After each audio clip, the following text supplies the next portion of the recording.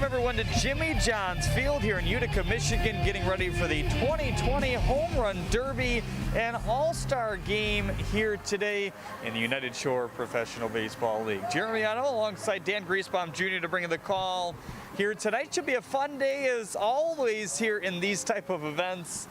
First starting with the Home Run Derby at the bottom of the hour here tonight. There's a lot of candidates, and I know we're going to get to that a little bit later here in our pregame show, but it's always nice to see guys showcase their power like they do on a night like this.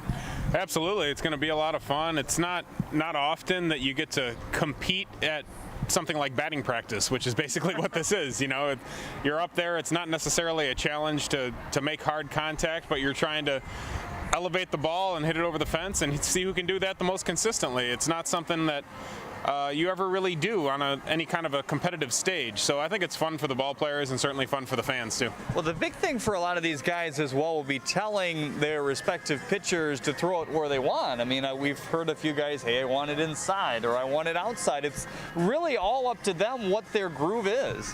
Yeah, I remember at the Major League Baseball level one year, Bryce Harper wanted the pitcher to throw cutters, you know, which is just something, as a kid, cutters down and in, just something that he worked on a lot when his father was throwing batting practice to him. So everyone's got these weird zones where they feel comfortable hitting the ball out of the ballpark, and your batting practice pitcher is really important. That's why at the big league level you actually bring your own to the Home Run Derby. So that's as important part of this as anything is, really.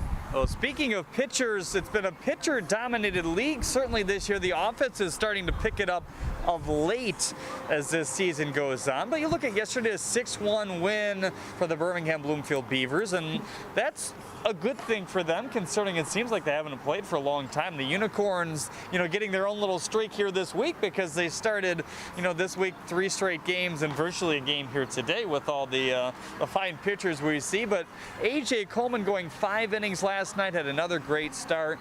Off speed working well. I mean, he had that one rough outing a couple times ago, but back-to-back now where he's looked solid. Yeah, he's a guy that really has to command his fastball. He's not going to throw it by people up in the zone, but if he can command it down in the zone and get that run and sink, that's what he did last night, and he was very effective. 5 really solid innings. His offense did enough to string together a few runs. Not any huge blows, really, just pieced together some runs, and it was a nice day for the Beavers. Gained a game on the team that was in first place, and I think they're going to compete. They're going to compete for the championship, I feel.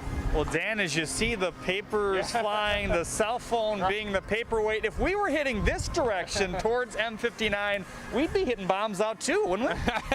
We'll see. Maybe this will be a little more challenging than we expected. I don't know. We're going to have to pay attention to it as the night develops, but this could be a little bit of a challenge. We'll see how it plays out. Well, we'll get to the Home Run Derby participants in just a second. There's certainly some good ones here that we're looking forward to seeing this year, but we want to take a look at the All-Star lineups first. The game coming at you around 7:05 here on the USPBL Network. East versus West here today. The West featuring Unicorns and Hoppers players. The East featuring Mammoths and Beavers players overall.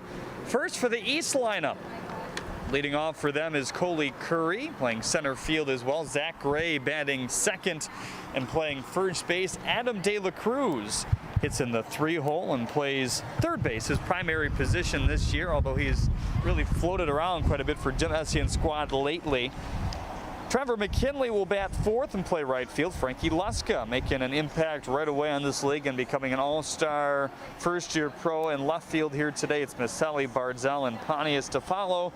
And Jordan Finney behind the dish here today. Torres, Malik Blaze, and Riley Mahalik, your substitutions for the East squad. As far as the West, your lineup also brought to you by AAA here tonight. Leading off is the shortstop Garrett Kieber. Batting second, the second baseman Freddie Geely. In the 3-hole is the third baseman tonight, Xavier Warren, has made a nice stamp on this league since arriving. Him and Joey Weimer, the Milwaukee draft products this year, hit back-to-back. Will Johnson, Cameron Comer will follow. Andrew McCoy, the center fielder here today, the speedy man out there who's gotten on the base lately as well. Ross Haffey, participant in this home run derby here tonight as well, playing first base. And Keandre Jones rounding out the lineup at designated hitter here tonight. Austin Shoemaker, Landon Barnes, and Lamar Briggs, your 3 reserves for the West team here today as well. We welcome you back to the United Shore Media Desk here in our pregame show. Home Run Derby soon here on the USPBL Network, with the All-Star game to follow shortly after. And let's dive into the Home Run Derby first, and let's take a real live look at what you have here. I mean, that flag is silent behind us, which is something that's not unknown to Jimmy John's Field. I talked to a couple guys though, and they said kind of what we said yesterday. The right field plays a little bit better in terms of the wind most of the time, at least this year, and that's how it's gone. But overall, what do you think we'll see in terms of how this field plays? That's a great question. I mean, it's plenty windy down here. I don't completely understand why the flag is so dead out there. It doesn't really make any sense to me. We'll see. I think that I like right field a little better for some reason as it comes to home runs here, even though the left field line is a little bit more shallow. I don't necessarily know why that is. I think the wind just tends to help that direction a little bit more. So I guess in turn, maybe you would feel the left-handers might have a little bit of an advantage, but I don't know. We'll see how that plays out, I guess. Then in terms of ground rules, it's pretty simple. I mean, there's not a lot of concave things when it comes to home runs, but center field, you see the batter's eye there. Anything past and over that yellow line is going to be a home run. I think we've seen it maybe once this year, so that's something to certainly keep an eye out for the guys who hit bullets, on the line to center field. But it is something to talk about. It is something for us announcers to keep in mind, because we're liable to call them wrong if we don't if we don't see them perfectly right. But yeah, I think we've seen some tape measure shots this year too, and it's possible that that we won't have any close calls. Maybe these guys will hit them 40 feet over the fence, and we won't have to worry about it.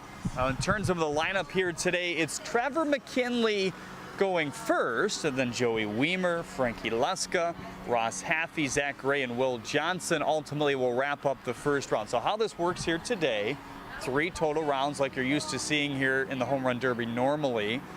A round of 2 minutes and 30 seconds with a 30-second timeout in rounds 1 through 2. How this works, all these guys, they won't necessarily compete against each other in the first round. They're competing against everybody, ultimately from the East and the West.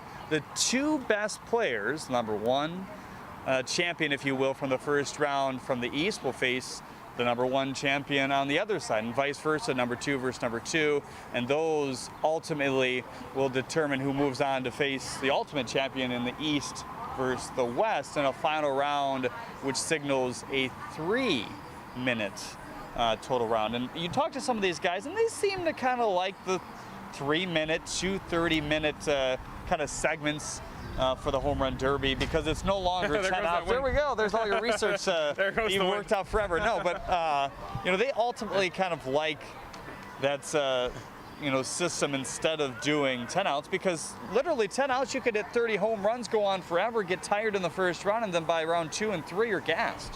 I agree. It becomes, there's a little too much strategy in the old format. You actually consider stopping hitting home runs at a certain point in the other format to not wear yourself out. You try to guess how many do I need and then maybe cool it down. I'd rather take that guesswork out of it and just keep to a certain time frame. I think this is a better setup, and maybe it'll keep the guys fresher so that they can finish strong. In terms of who we think are going to win, we're going to get to that right now. Who won last year? Ross Haffey.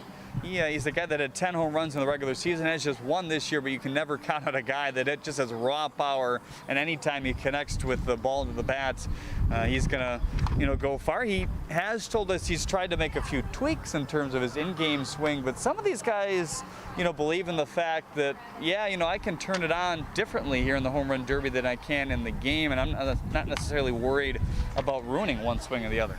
Yeah, I think if you try to make major league examples to when you're talking to people about the game, and in the Home Run Derby we saw someone like Brandon Inge, who's just a great overall athlete, right? And he tried to change his swing in order to hit home run after home run in the Derby, and it actually messed him up, right? That's not really his swing. Whereas you see someone like Ken Griffey Jr., who has that nice loft, calm swing that has the proper launch angle and can consistently elevate the ball. That's just his normal swing. So I think Haffey might be the type of guy that can just have that home run swing, and that's just his swing. So I think that played into him winning it last year.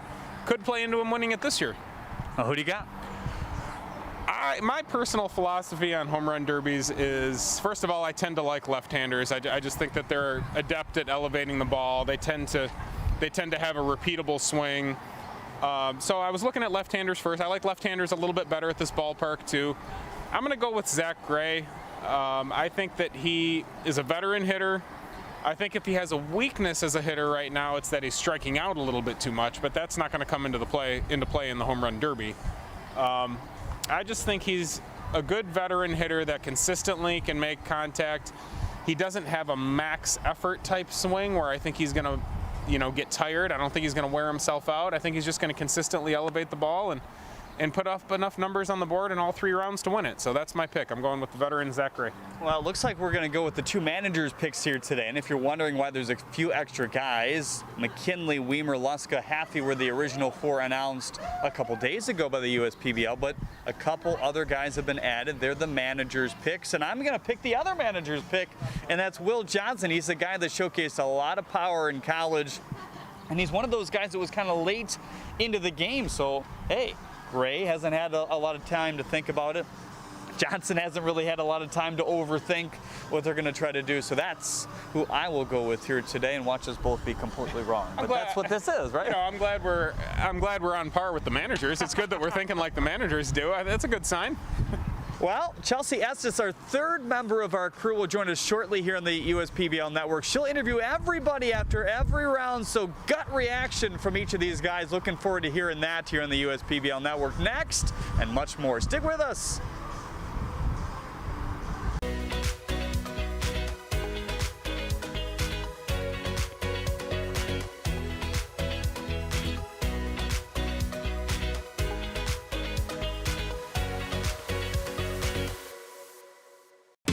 Order Jimmy John's and we'll bring it to your car door. Leave it at your front door or have it ready for you at our drive-thru. Just use jimmyjohns.com or our app to tell us what sandwiches, drinks, chips, and cookies you're hungry for. When you want it and how you want it. We're ready.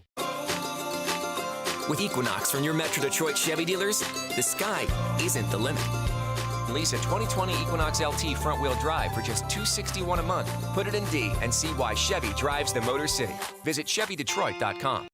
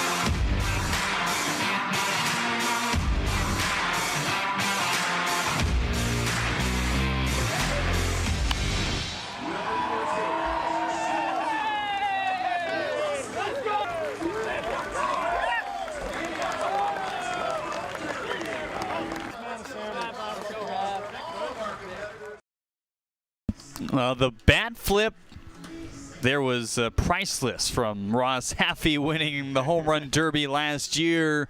Can he repeat this year? We'll see. Home run derby tonight presented by Rawlings. We thank you all for tuning in. Jeremy Otto back alongside Dan Griesbaum Jr. to bring you the call here tonight. We encourage you to chime in on Facebook and YouTube. Colin Dorina on Facebook says, ready for this home run derby here tonight. Rachel Freevick watching as well. Andrew Diladifico. We practiced this the day that you were sick, or you were out actually. It's Dilo DeVico. Did he tell us? I actually got it wrong, and I know the kid, and I got it wrong. So I was reprimanded in the meantime. There you go. Now I know it. It's Dilo DeVico. He says excited for some show of power tonight. So just like some of those umpires, I'm going to leave that off to you to pronounce them. Like Sal Jacob Antonio. Now there you see three of our participants here today. They'll be divided east versus west. First round will just kind of be a free-for-all in terms of everybody going 1 through 6, starting with McKinley, then Weimer, Luska, Haffey, Gray, and Johnson will be the order. And then East number 1 will take on East number 2, and West number 1 will take on West number 3. Number 2. Number right? 2, yes. Making things up as we go here. I like how the Mammoths players wore their caveman gear. Makes them look tough. Right? There's the baseballs. Plenty of those to distribute here today. Hope to see quite a few home runs. I mean, last year it came down to the wire. Luke Johnson and Ross Haffey going at it. Ross Haffey able to go second. So anytime, you're with that scenario, that's always a plus today. I mean, you got to sigh when you're Trevor McKinley because he's number 1 out of 6 and you have no idea what you have to do to potentially win here tonight.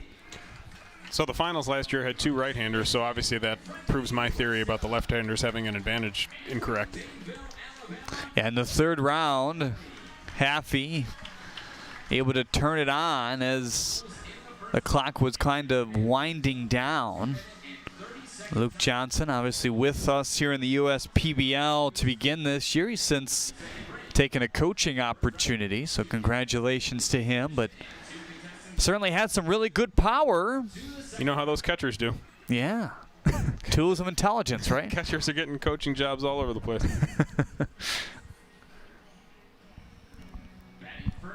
Look at some of the Mammoths here today. Obviously a lot of guys around with the All-Star game happening right after this.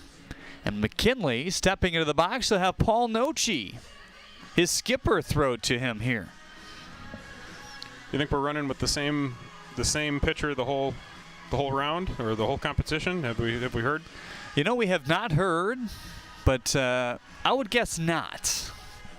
I know we've got maybe Scott Pickens somewhere in the bullpen. He's a professional BP pitcher. Yeah, he's got some with some MLB home run derby pitching experience.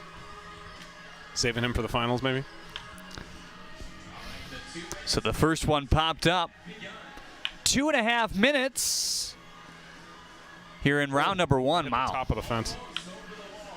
Looking to launch it on the line drive here early on. So this, unlike other home run derbies, and home run derbies in general have kind of gone away from the 10-out format because he would already nearly be done at that point if it was getting to that. But it allows him to pace himself, and there's just off the fence. That one's gone. Nice skying one, about as high as a light tower there. It is going to reach its way foul. So McKinley able to get in a little bit of a roll here. Last one at 86 off the bat. He's starting to feel it a little bit. Minute 35 left in McKinley's round here. There's another deep drive and gone again to right center field. So minute 21 left. They do have a 30-second timeout, and he's going to take that right here. Pretty smart, I think. Definitely. He's got 4. You're going to bring him a beverage like is traditional in the MLB? Beverage, a towel. The towel, yeah, the towel. I forgot about some the towel. words to the wise. Right. Some. Paul Nochi looked pretty good there, I thought. Yeah. Hit his groove pretty quick.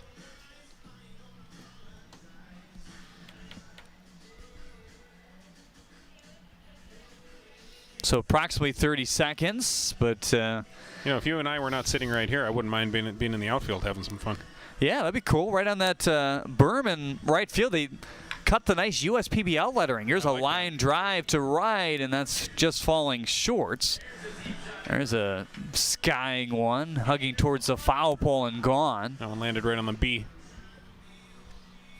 So 1 minute left as he tries to go to dead center on this one. 395 out there to the batter's eye. And again, we told you right off the get-go, the yellow line all the way around is a home run. So say you hit it off the scoreboard, you hit it off the scoreboard poles or the flag or any of the batter's eye in center field, it is gone as long as it's over that yellow line. 35 seconds left. McKinley stuck on 5 here. pulls his hands in, launches that one to right again, and that is gone as well into the brick out there. Number 2, an even better shot to right center field and gone. So a little groove here at the end of the round. 16 seconds left. Looks to be getting a little bit tired, Dan. A little bit. I like the time limit approach, though. This is the first home run derby in the career for McKinley at any level, so it's certainly a change of pace. And you talk to everybody, as that's going to end McKinley's round here. He finishes with 7. Big smile for Trevor, but most guys say at the end of this thing they're just gassed. Yep. Whether you're going, first round, 2 rounds, has a nice laugh with Gray as well. What's your initial feeling about 7? Do you think that's enough to get into the next set of 4? It might be. It'll be interesting to see. I'm gonna go with yes. I think it's gonna be enough. Joey Weimer, your 2-hitter here. Joey Weimer's about the fastest guy I've ever seen in a home run derby. Unfortunately, that doesn't help you at all. I tell you what, though, Dan, he puts on some shows and BPs as he's got 1 and maybe 2 as that trickles. No, off the top of the wall. And got a lot into that one, and that's a pretty tape measure-worthy one. 360 feet out to left center field, 93 off the bat. He's just peppering them now. This is Freddie Geely throwing darts here? It is, yes. Weimer thought that Freddie would throw it to him here today. That's a moonshot to left to the Chevrolet Pavilion out there and gone. Wow. He's got 5. That's off the scoreboard for number 6 there. That one made it over part of the pavilion. So they're not exactly following the rule of it's got to fall down to throw the next pitch. Yeah. So I believe Weimer is taking a timeout here. 1:28 left here.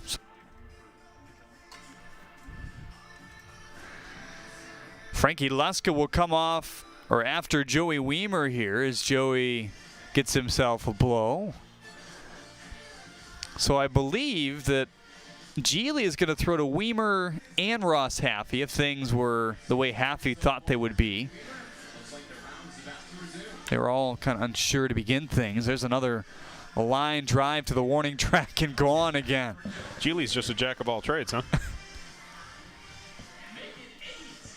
1:17 left in the round. He's got 8, maybe 9 here as this one stretches and gone. Just kind of reaching a few of those just over, but that's all you got to do. I mean, especially when he was moving this quickly. Another one lands to the right of the Chevrolet Pavilion here. No bonus points today for distance, huh? I don't think so. That one even that landed further. On the table, I think. That's the highest one and farthest one he's hit thus far. 12 now with still 40 seconds left. Joey Weimer might just find himself at the top here. Yeah, he might want to save it. Slow down a little bit. That's quite the moonshot to left center field to the right of those flags out there, and it does fly. I think he kind of signaled to Geely to slow it down a notch. He's got plenty, that's for sure. He's not slowing down in terms of the distance that splashes onto the... That hit the Chevrolet symbol, I think. Pulling this one, had some tail, won't have enough. 3 seconds left, one more in him, and it's a ground ball down the third baseline for a double, but right. Not enough. 15. Not too shabby. 15 for Joey Weimer here in round number 1. Impressive. 366 feet, 10 inches. Let's send it down to Chelsea Estes now. She's with Trevor McKinley.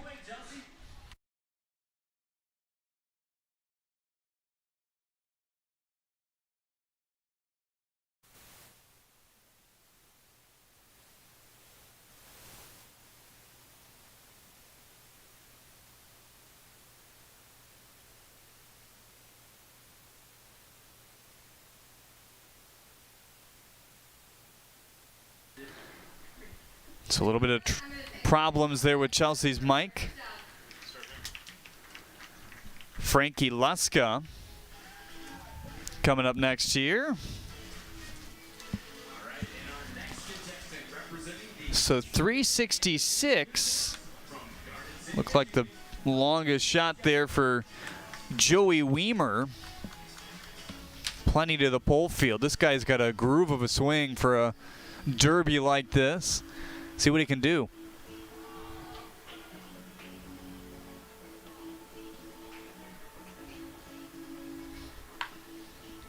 Line drive to right, and doesn't have quite enough down the right field line there. He must have asked for him in, because that's what he's getting there, all on his hands.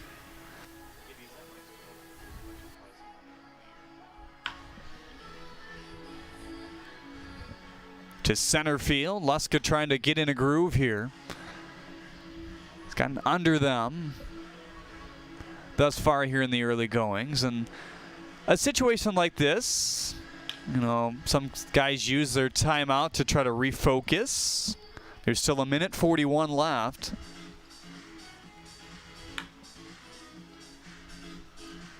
Off of JJ's house down there. High fly to right, and that's going to sink its way down. So still stuck on 0 here for Frankie Luska. That one might have enough. That's one of the highest ones we've seen so far today, and it will splash its way and gone. 1:06. Even some of your most powerful hitters, they'll struggle with a competition like this as Luska uses his 30-second timeout here with 58 seconds left in round number 1. We've already seen McKinley and Weimer go so far. Luska's got a little bit of a long type swing in that he's got sort of a hitch. You know, he loads and then he hitches with his hands a little bit, and some of the balls on the inside part of the plate are actually getting on him a little bit quick. You know, the pitcher is only, what is that, maybe 30 feet from home plate where they're set up. So, you know, if you put a little zip on it, it actually gets on you pretty quick.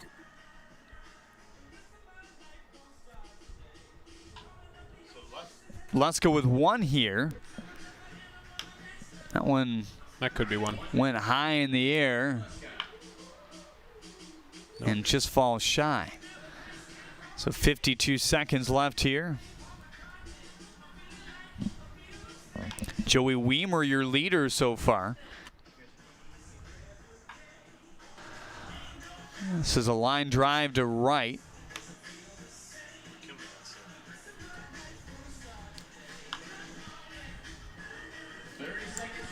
.30 seconds left.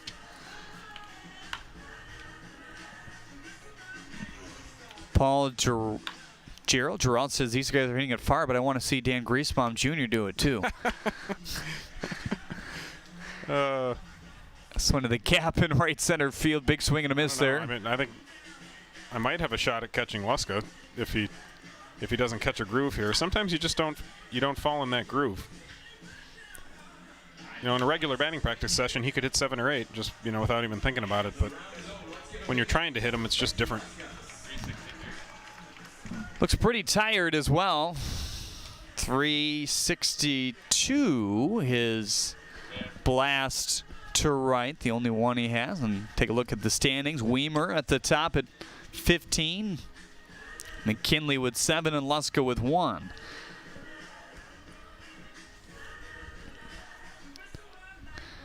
So now it's Ross Haffey's turn, the defending champion here today.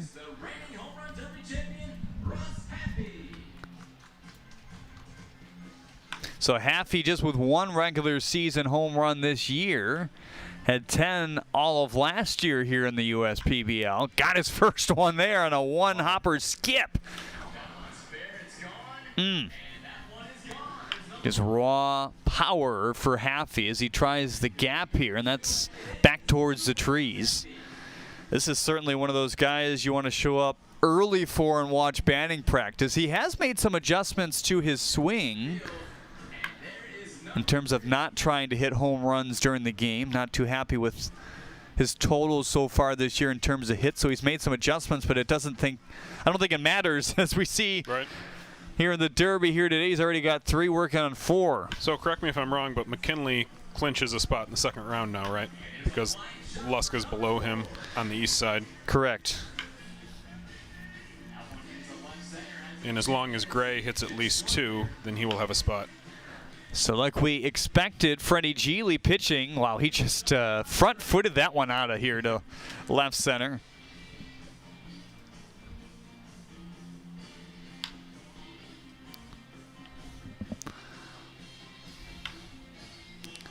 $112. A 30-second timeout still in his back pocket here.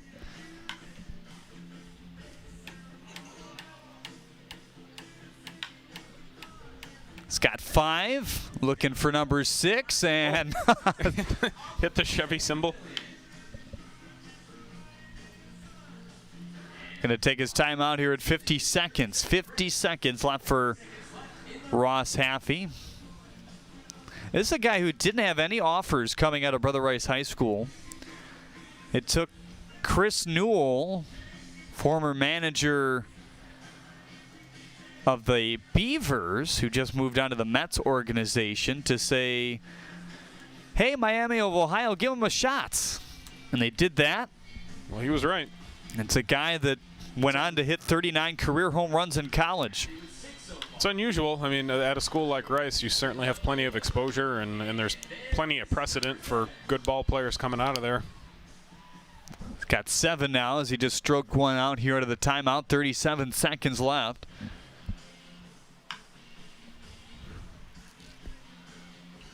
Gone as well. And that's been a happy spot for a lot of these right-handed hitters thus far, kind of in between the Chevy Pavilion.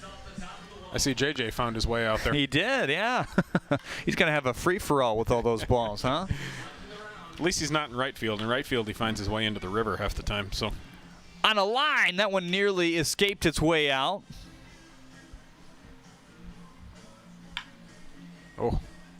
Monster again to left field. That's over the Chevrolet Pavilion that time. Do we have a exit speed leader yet? You know, I haven't been able to keep too close of an eye on it as these pitches are just barreling in, you know what I mean? We'll have to get baseball ops Eric on that one.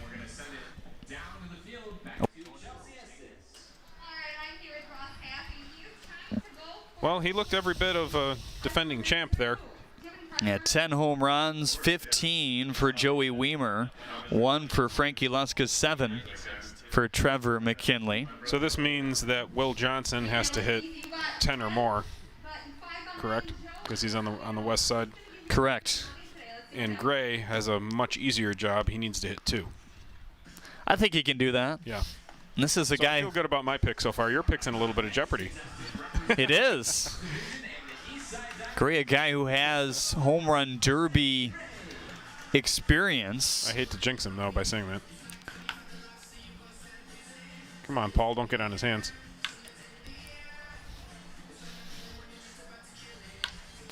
He was a little nervous about his competition coming into today. He's a guy that campaigned to his managers to make him a part of this festivity here today. He's a good pure hitter. You know, whether or not he's a home run swing type hitter, we'll see. I liked him just because of his consistent swing. Puts a good charge into that one to right center field, just going to fall too shy. And I talked to you in the pregame show before we started here. This is a guy who doesn't really believe that his swing in the game is necessarily going to be impacted by this, so he's just going to go right back to what he's done in the past in terms of that launch angle swing. I would agree with that. That one might have enough. Just to the right of the stage out there. Yep, over the wall and gone. So 1 for Gray. So we at least have a swing off. Line drive to right. And he will use his 30-second timeout here at a minute 20. His last home run derby summer league in Canada. Didn't win it, but was right up there. First thing he told his girlfriend after he said, "I'm in this. I'm going to be beat by the end of the day." That's the. It's a lot more tiring than the average person would think. Never done it with the clock before, has Gray. He says he really likes that format. Gives you a chance to kind of catch that rhythm where 10 outs, I mean, can be out there for forever. There's another line drive, just shy. That one could go. It's got the best launch we've seen maybe off his bat today. That didn't go as far as I thought it was. Under a minute. 58 seconds, stuck on 2 home runs here. Do we know the tiebreaker rules yet? Have to check on those. Some late additions to some of the regulations here today.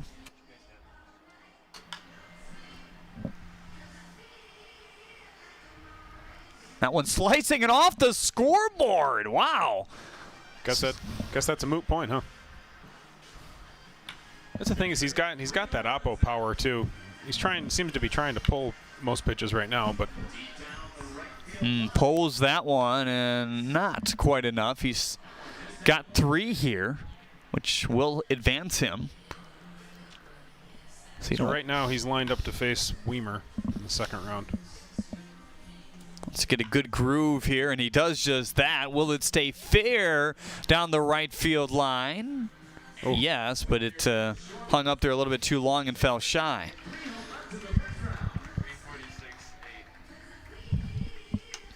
His longest, 346 feet so far.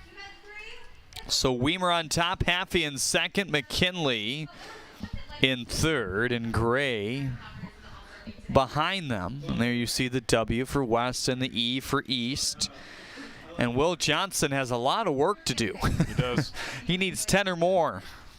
And to be clear, you have to be in the top 2 for your team to advance. So only the top 2 from the West will advance, which means Will Johnson needs at least 10. In this first round from Atlanta, Georgia, representing the West Division and the West Side Bully Mammoths, Will Johnson. So here's Will Johnson now. Again, the first round, 2 minutes and 30 seconds. Second round, also 2:30. In the third round, 3 minutes. He lost that one very deep but foul. Johnson had some good loft to this one as he hits his first. Number 2, traveling a little bit too shy there. Johnson, 25 home runs his last 2 years in college, and that one just sneaks over the wall for number 2.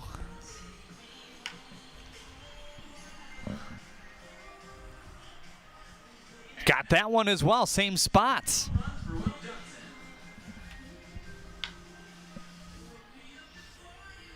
Still 1:44 to go.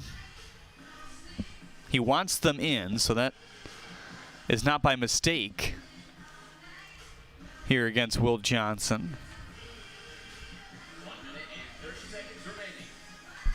That's the one thing, you can't afford a lot of takes because of the limited time you have and prior home run derby rules. I mean, 10 outs, you could take it as much as you wanted and have no circumstance to it. Yeah, you have to rely on your pitcher.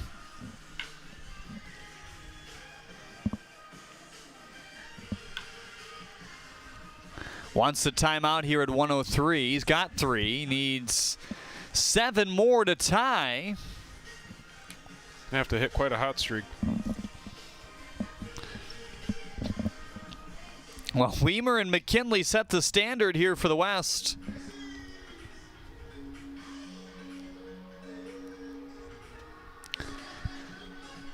Well, Johnson's approach today was to pull the ball.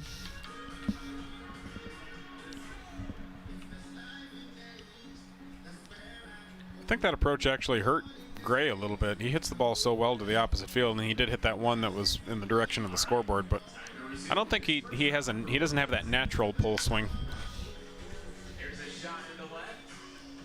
That one just has enough to get over again. That one looks pretty good. Left center field. And it is gone. Kind of fouled up every one of his home runs with a line drive.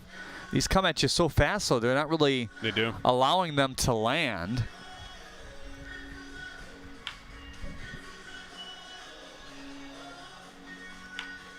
I think it's in the interest of the hitter to wait for it to land, honestly.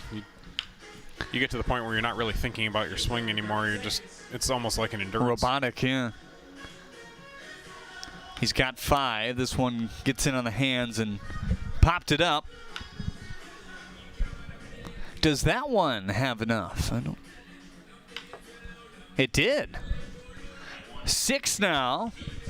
Make it 7. Getting close, but only 4 seconds left. And just like that, he's got one more maybe left in him. It's a nice shot to right. Wow. So Johnson finishes with, shouldn't it be 8? I thought it was 8 as well, but ultimately I guess it doesn't matter.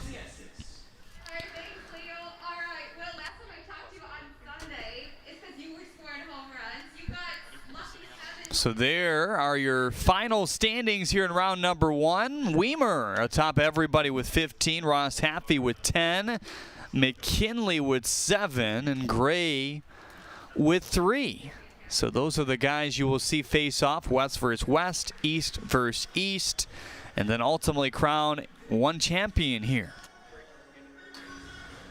I will say that there are more home run type hitters on the West squad, so that part of it's not a huge shock, I guess.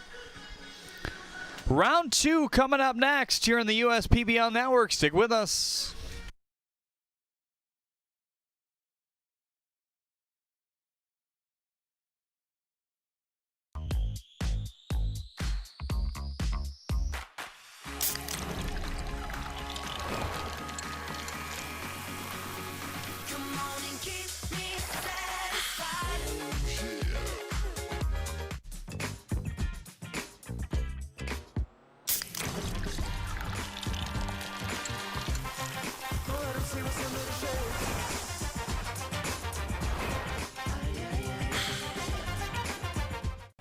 Order Jimmy John's and we'll bring it to your car door.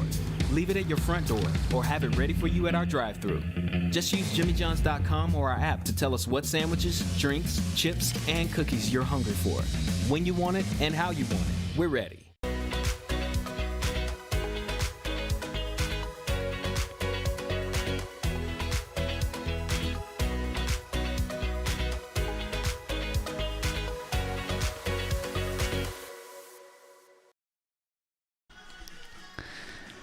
Jeremy and Dan back with you here. High atop Jimmy John's field. Zach Gray, the first to go here in round 2. What do you think we'll see here? I hope he just goes with the pitch a little bit more. I thought he was forcing himself to pull a little bit too much the last time. And that's not really the type of hitter that he is. So this is also a 2-minute and 30-second round here. So we'll see the East versus East and the West versus West, and then crown an ultimate champion in round 3, which will be 3 minutes long. And for most guys, they're going to be dog tired by the time that happens. Here's a line drive for Gray back towards the stage, but that falls shy again. 2 minutes remaining.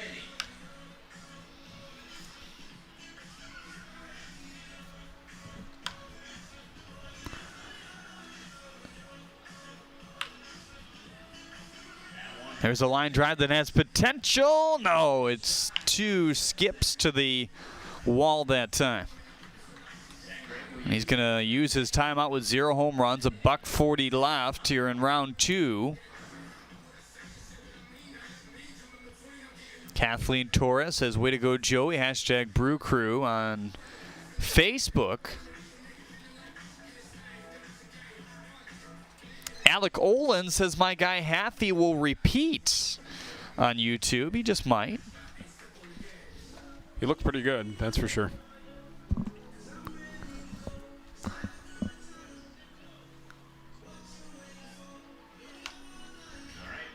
Gray popped that one up.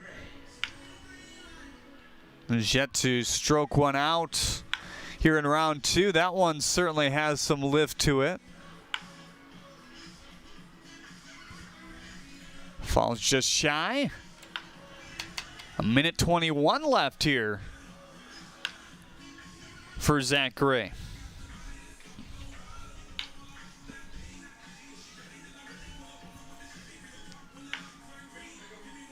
So Gray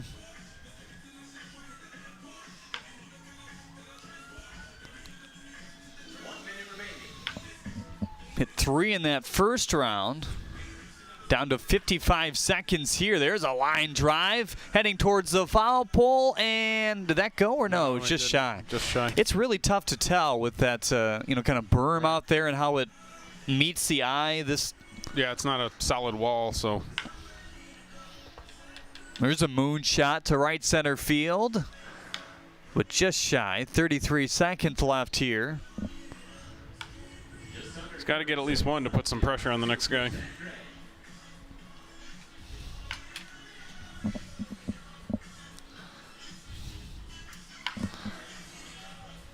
"17 seconds left here for Gray. Still without a home run in round number 2. That's got a good look at it. And gone. That one is gone. You got one. So Gray finishes with 1. A total of 4 in between the 2 rounds here. Well, at least he put some pressure on the next guy by getting the 1. So Gray and McKinley to go in against each other here. Trevor McKinley hitting 7 in round 1. He started to definitely look tired toward the end of that round. We'll see if the others are the same way, but his legs were almost wobbly. So 2 teammates going against each other here.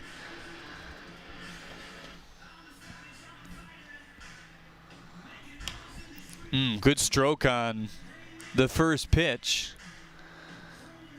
McKinley struggled to get it going, but he got himself in one of those patent grooves that we hear about in this derby, certainly. So let's say McKinley hits 3 or 4, something like that, and then the next guy hits 5. Does that guy stop to save himself for the finals? You think about that? Maybe. Strategy-wise? Yeah, you might. That one pretty deep and high. Won't go. This one has a lot better look at it and just falls shy. So it is tough, certainly, for these hitters. They don't necessarily maybe know all the time when it's gone. That one is with a minute 48 to go. That one actually landed in the stands. It doesn't happen often. A barehanded catch over there by that fan. Is that the first actual catch in the air that we've seen this year by a fan? It might be. Could be.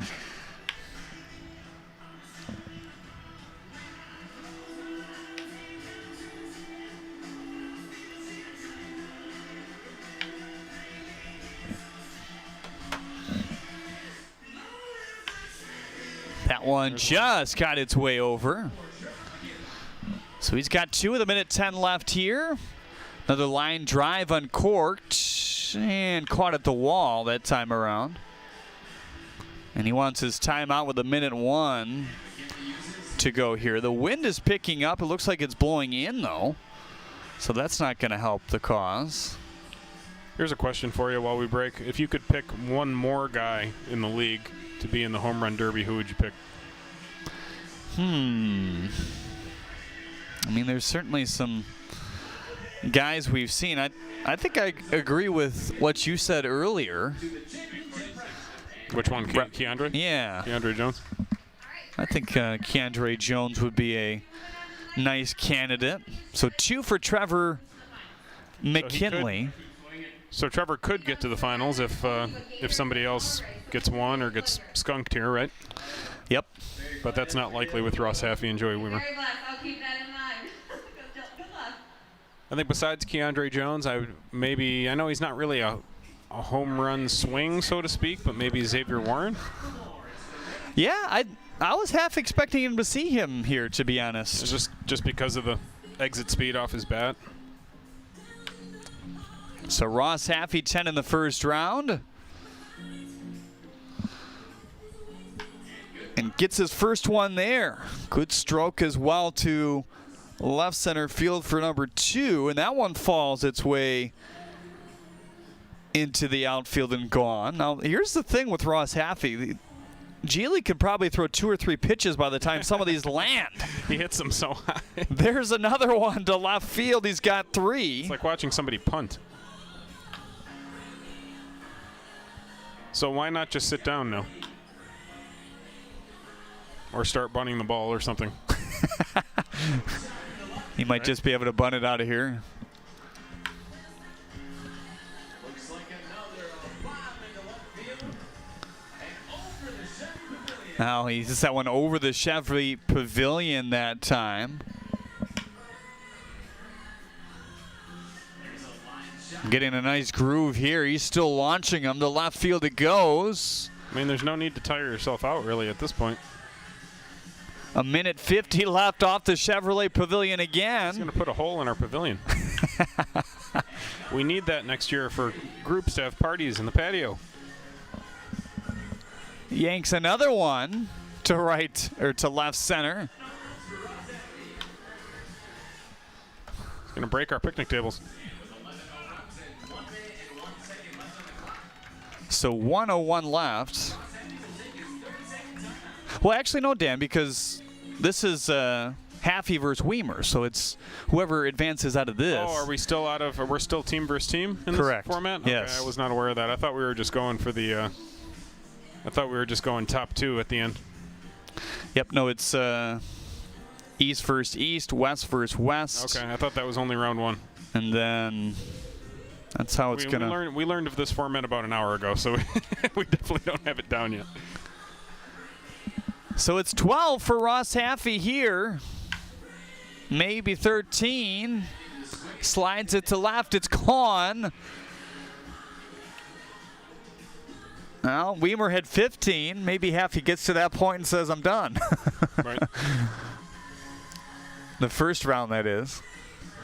That one just falls shy. Or no, they called it gone off the scoreboard. Kind of trickeration there. Hooked foul, but here's one launched the other way, and that is number 15 here. Wow.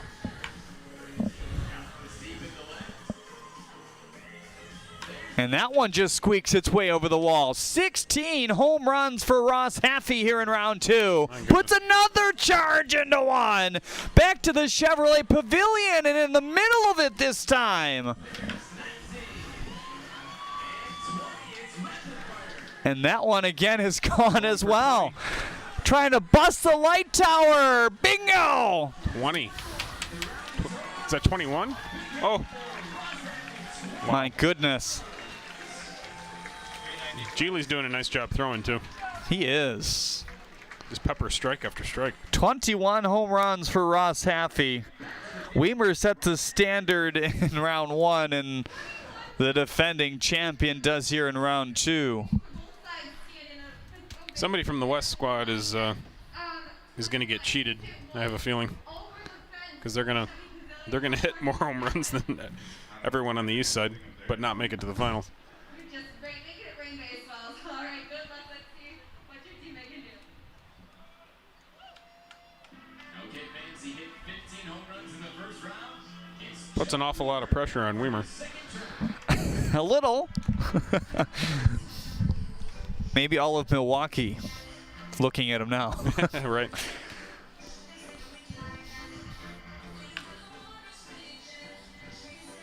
It took him a little bit to get in a groove, but it's not going to take him much here, as that one is lifted and gone. Splish splash again onto the top of the Chevrolet Pavilion there. At least he's got the same pitcher. It's true. It's warmed up, and now does he get tired? Right. I would hate for this contest to turn on Geely getting tired. Weimer 121st overall by Milwaukee this year. Him and Xavier Warren going back to back.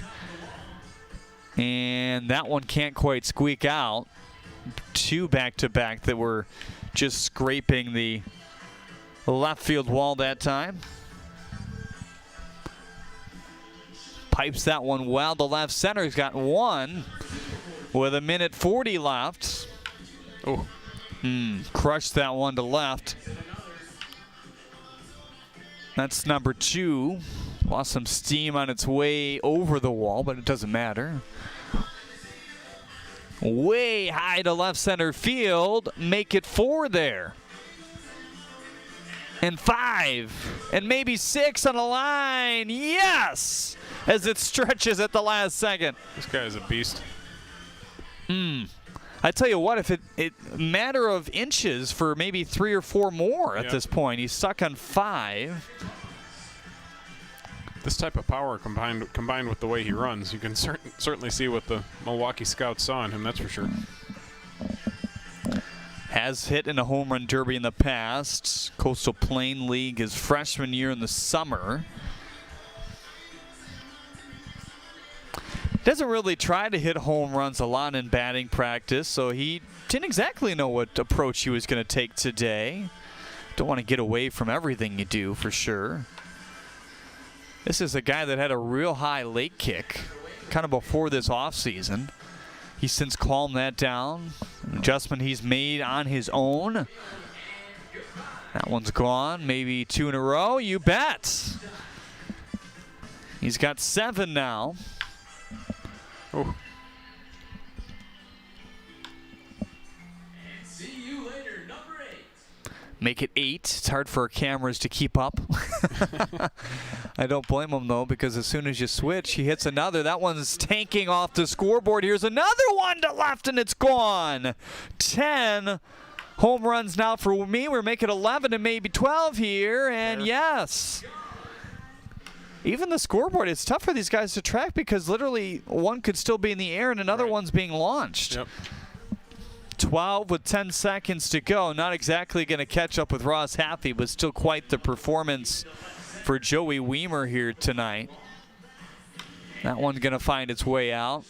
13, maybe 14 there. Yes, and Joey Weimer going to finish with 14 here in round 2.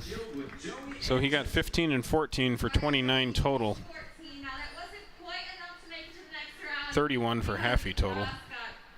30, we lost track. So what was it like being able to represent the Beavers in your Well, Joey Weimer, here for the USC? regardless of what he was able to accomplish here today in the home run derby, showed that he has a lot of pop in his bats. For the win over here. You did a great job. Well, I would say that we have a clear-cut favorite in the finals.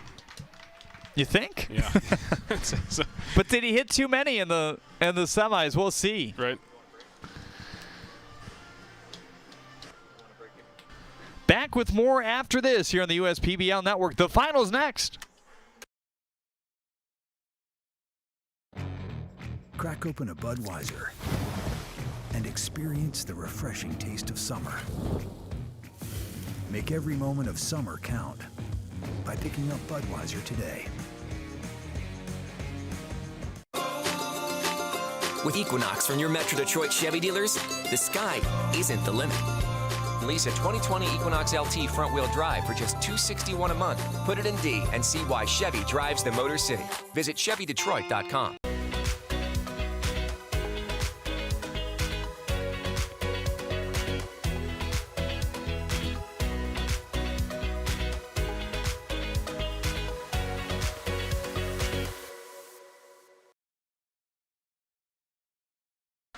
Final round of the USPBL Home Run Derby presented today by Rawlings. It's Ross Haffey. Well, I'd say the only way Haffey doesn't win this thing is if he really got tired out by the last round. Which isn't out of the question. 21 in round 2, 10. As that one is high and gone. We saw quite a few moonshots by Joey Weimer. But sometimes those can harm you in the format where you have to let it drop, but it really doesn't matter here today as they're firing them even before they drop. So just hit them as many as you can, as any way you can. Keep firing away.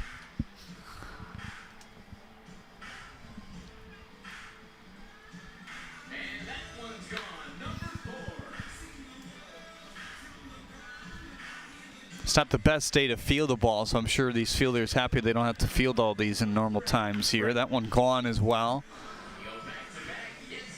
And that one is gone as well, just inside the Chevrolet Pavilion out there. That's been a happy spot here today. He's hit a couple over it. Just under 2 minutes on the clock.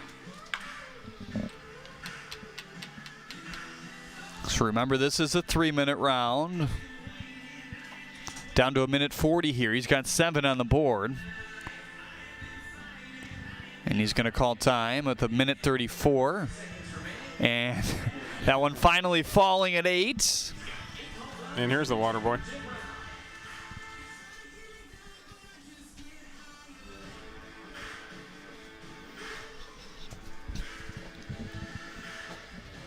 So taking a blow here. A lot of people saying on the chat that this will be your champion here today, has shown no signs of slowing down as 8 here in the final round. Had 15 in the final round a couple years ago to beat Luke Johnson by 1. He batted second that time around, so knew exactly how many he needed to get to.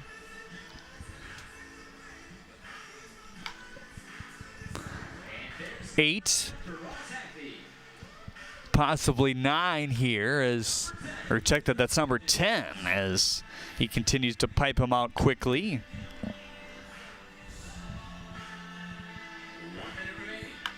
It's got 1 minute left here.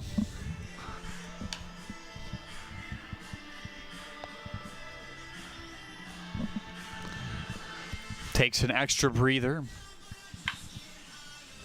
10 to work with, 44 seconds left on that clock here. One of the higher ones we've seen recently, and gone to left center field.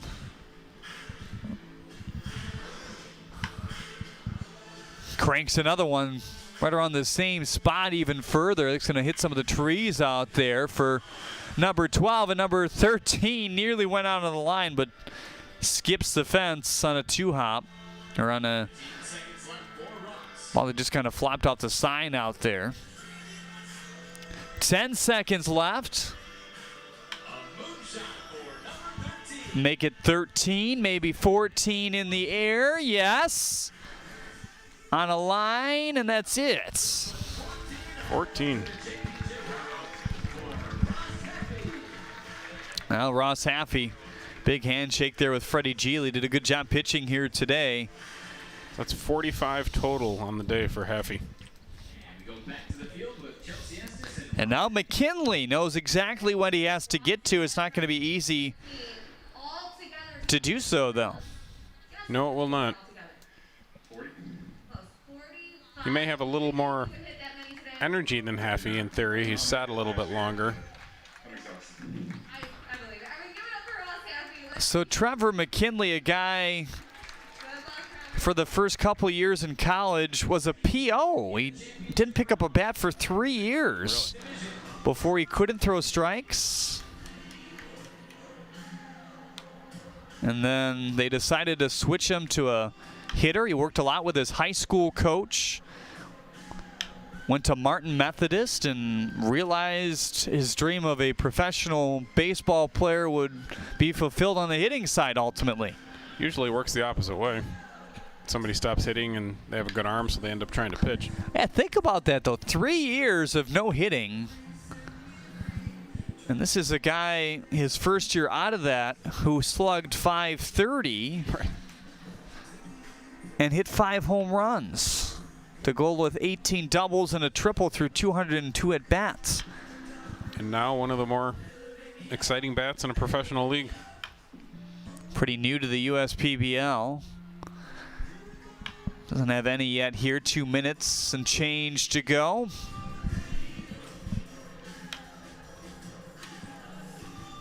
Ribby giving chase to that one. Gonna have to move a little quicker. He's trying to distribute it to fans out there in the outfield. He gave a couple to 2 sitting on the berm out there. So still looking for The first one in the last round, at this pace, looking like Haffey might take it unless it's a major groove for McKinley here. Still has his timeout if he wants it. 1:37 Should probably to take go. it sooner rather than later.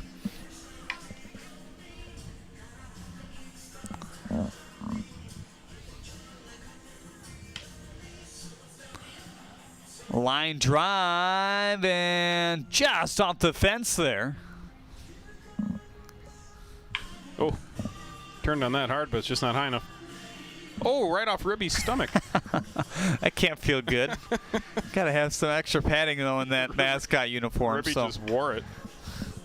A minute left. There's a high one and deep one to right center field, but it's going to ride short. Another liner to right, and that will get out for his first here in the final round.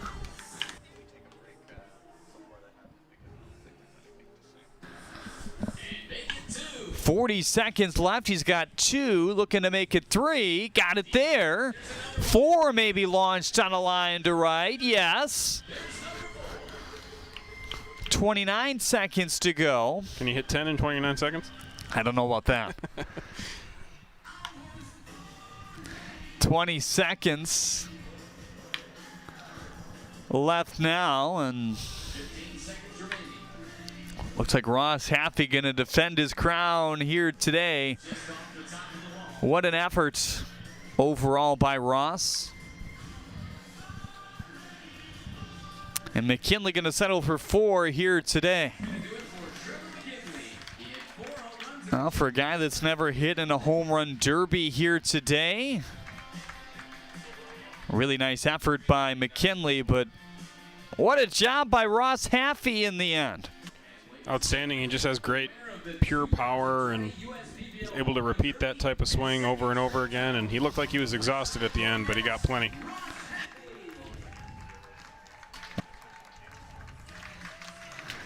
So Ross Haffey, your home run derby champion here today for the second consecutive year. We'll catch up with him shortly here on the USPBL Network.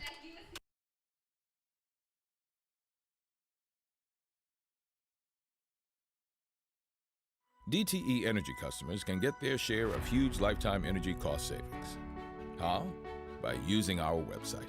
The Oslin's new programmable thermostat saved them a bundle.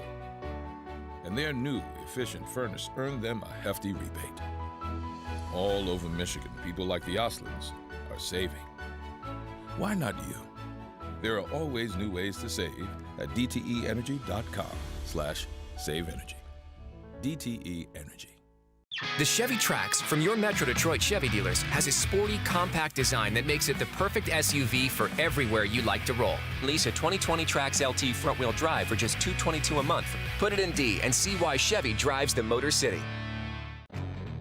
Crack open a Budweiser and experience the refreshing taste of summer.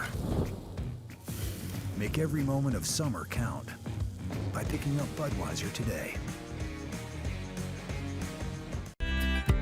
At Priority Health, we're embarking on a new normal, embracing the changes needed to keep Michigan safe.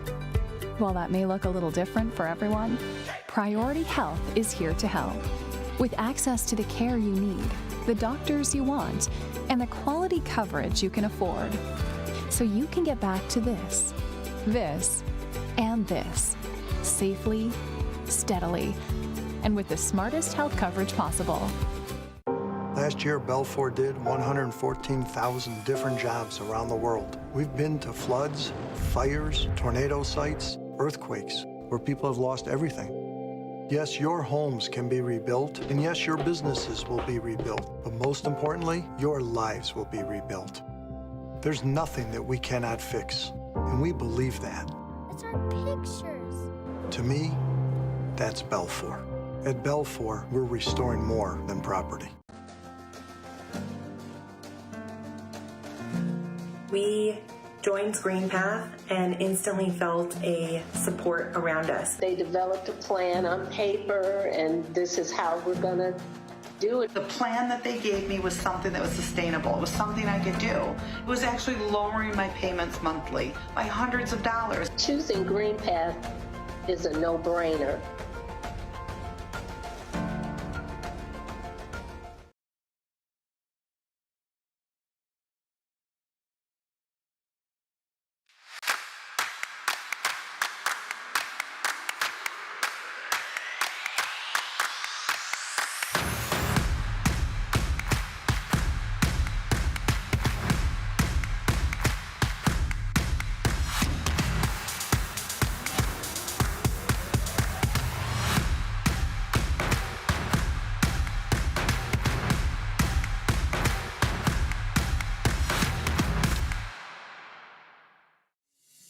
Looking for a great rate on a new vehicle? Introducing our credit union's Drive promotion with rates as low as 1.89% and no payments for 90 days. Or refinance and save on your current auto loan with our 1% lower guarantee. You can now get pre-approved and close a loan remotely with our convenient online application process. Stop in today or visit ourcuonline.org/drive to drive away happy. They call me Prospects. Since the day I was born as a diver's watch, the challengers of the world have taught me many things. Life is not a numbers game. It's about challenging ourselves. No matter what happens, just follow your heart. These pioneers drive our generation forward, not by setting records, but by never giving up. Keep going forward. Prospects. Available at Lucido Fine Jewelry. We like to do it before we go out on the weekend. We do. We do it every week. Whether we need to or not. We did it today. It was really dirty. My parents do it every day. Hey, kiddo! Do it every day with the Unlimited Club, only at Jack's Car Wash. Protect your car from the hot summer sun, dust, dirt, and contaminants all summer long with the Jack's Unlimited Club. Join today, starting at just $21.99 a month. When you are in need of air conditioning services, turn to the experienced professionals at McQuaid Heating and Cooling, Plumbing and Refrigeration. Since 1970, we've been delivering high-quality air conditioning installation and repair services. Call for a free estimate today. Let us help you be cool and comfortable. For comprehensive HVAC services, contact McQuaid Heating and Cooling, Plumbing and Refrigeration today.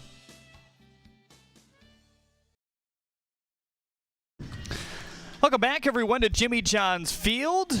Home Run Derby over. The All-Star game coming up shortly here, but happy to be joined by the Home Run Derby champion here in Ross Haffey. 2 in a row for you.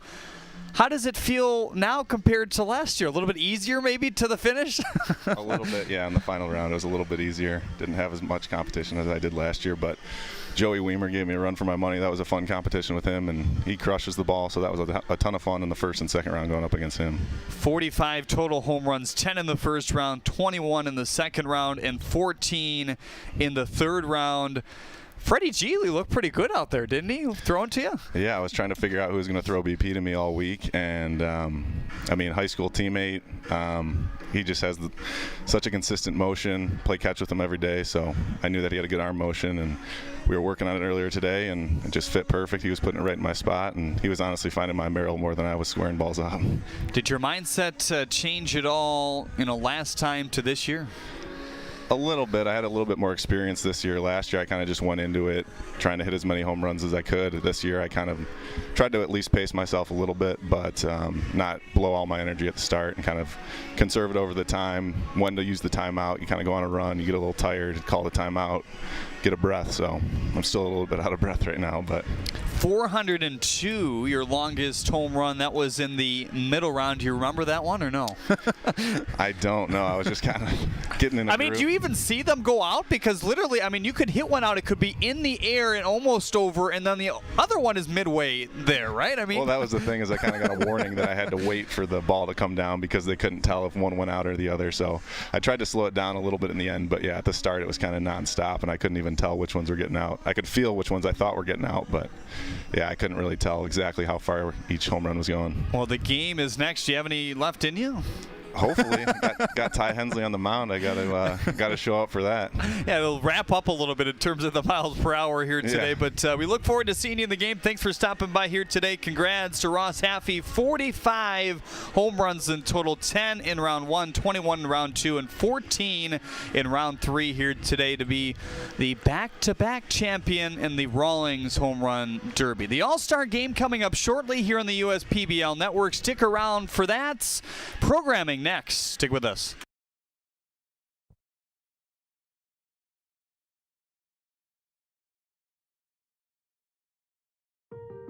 As we continue to respond to COVID-19 in our communities, Ascension Michigan is with you in this, and we are doing what matters to keep you safe in our care. At our hospitals and sites of care across the state, Ascension Michigan has additional safeguards in place. We are limiting visitors, ensuring proper social distancing in our waiting rooms, offering more online visits, and performing rigorous procedures to clean and disinfect. Our care teams are delivering babies and performing surgery. Now more than ever, it's important not to delay your health care. Schedule your appointments.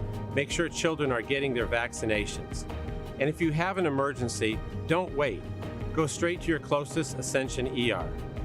Thank you for continuing to protect yourself and our community by washing your hands, wearing a face covering, and social distancing. Our doctors, nurses, and staff are ready for you when you need us.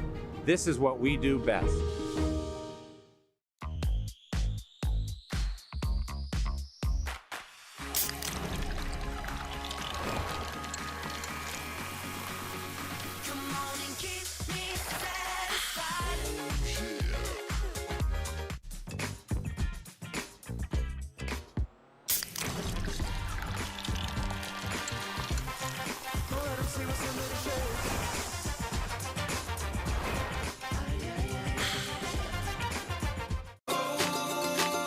With Equinox from your Metro Detroit Chevy dealers, the sky isn't the limit. Lease a 2020 Equinox LT front-wheel drive for just $261 a month. Put it in D and see why Chevy drives the Motor City. Visit ChevyDetroit.com.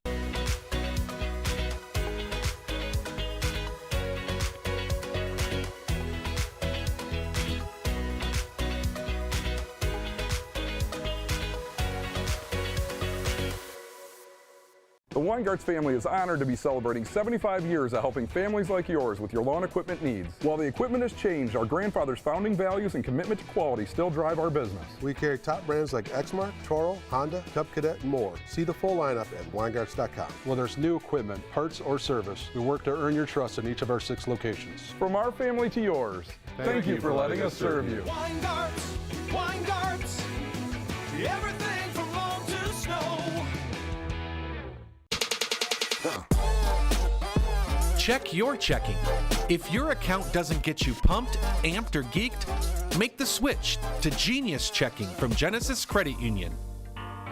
It's just genius.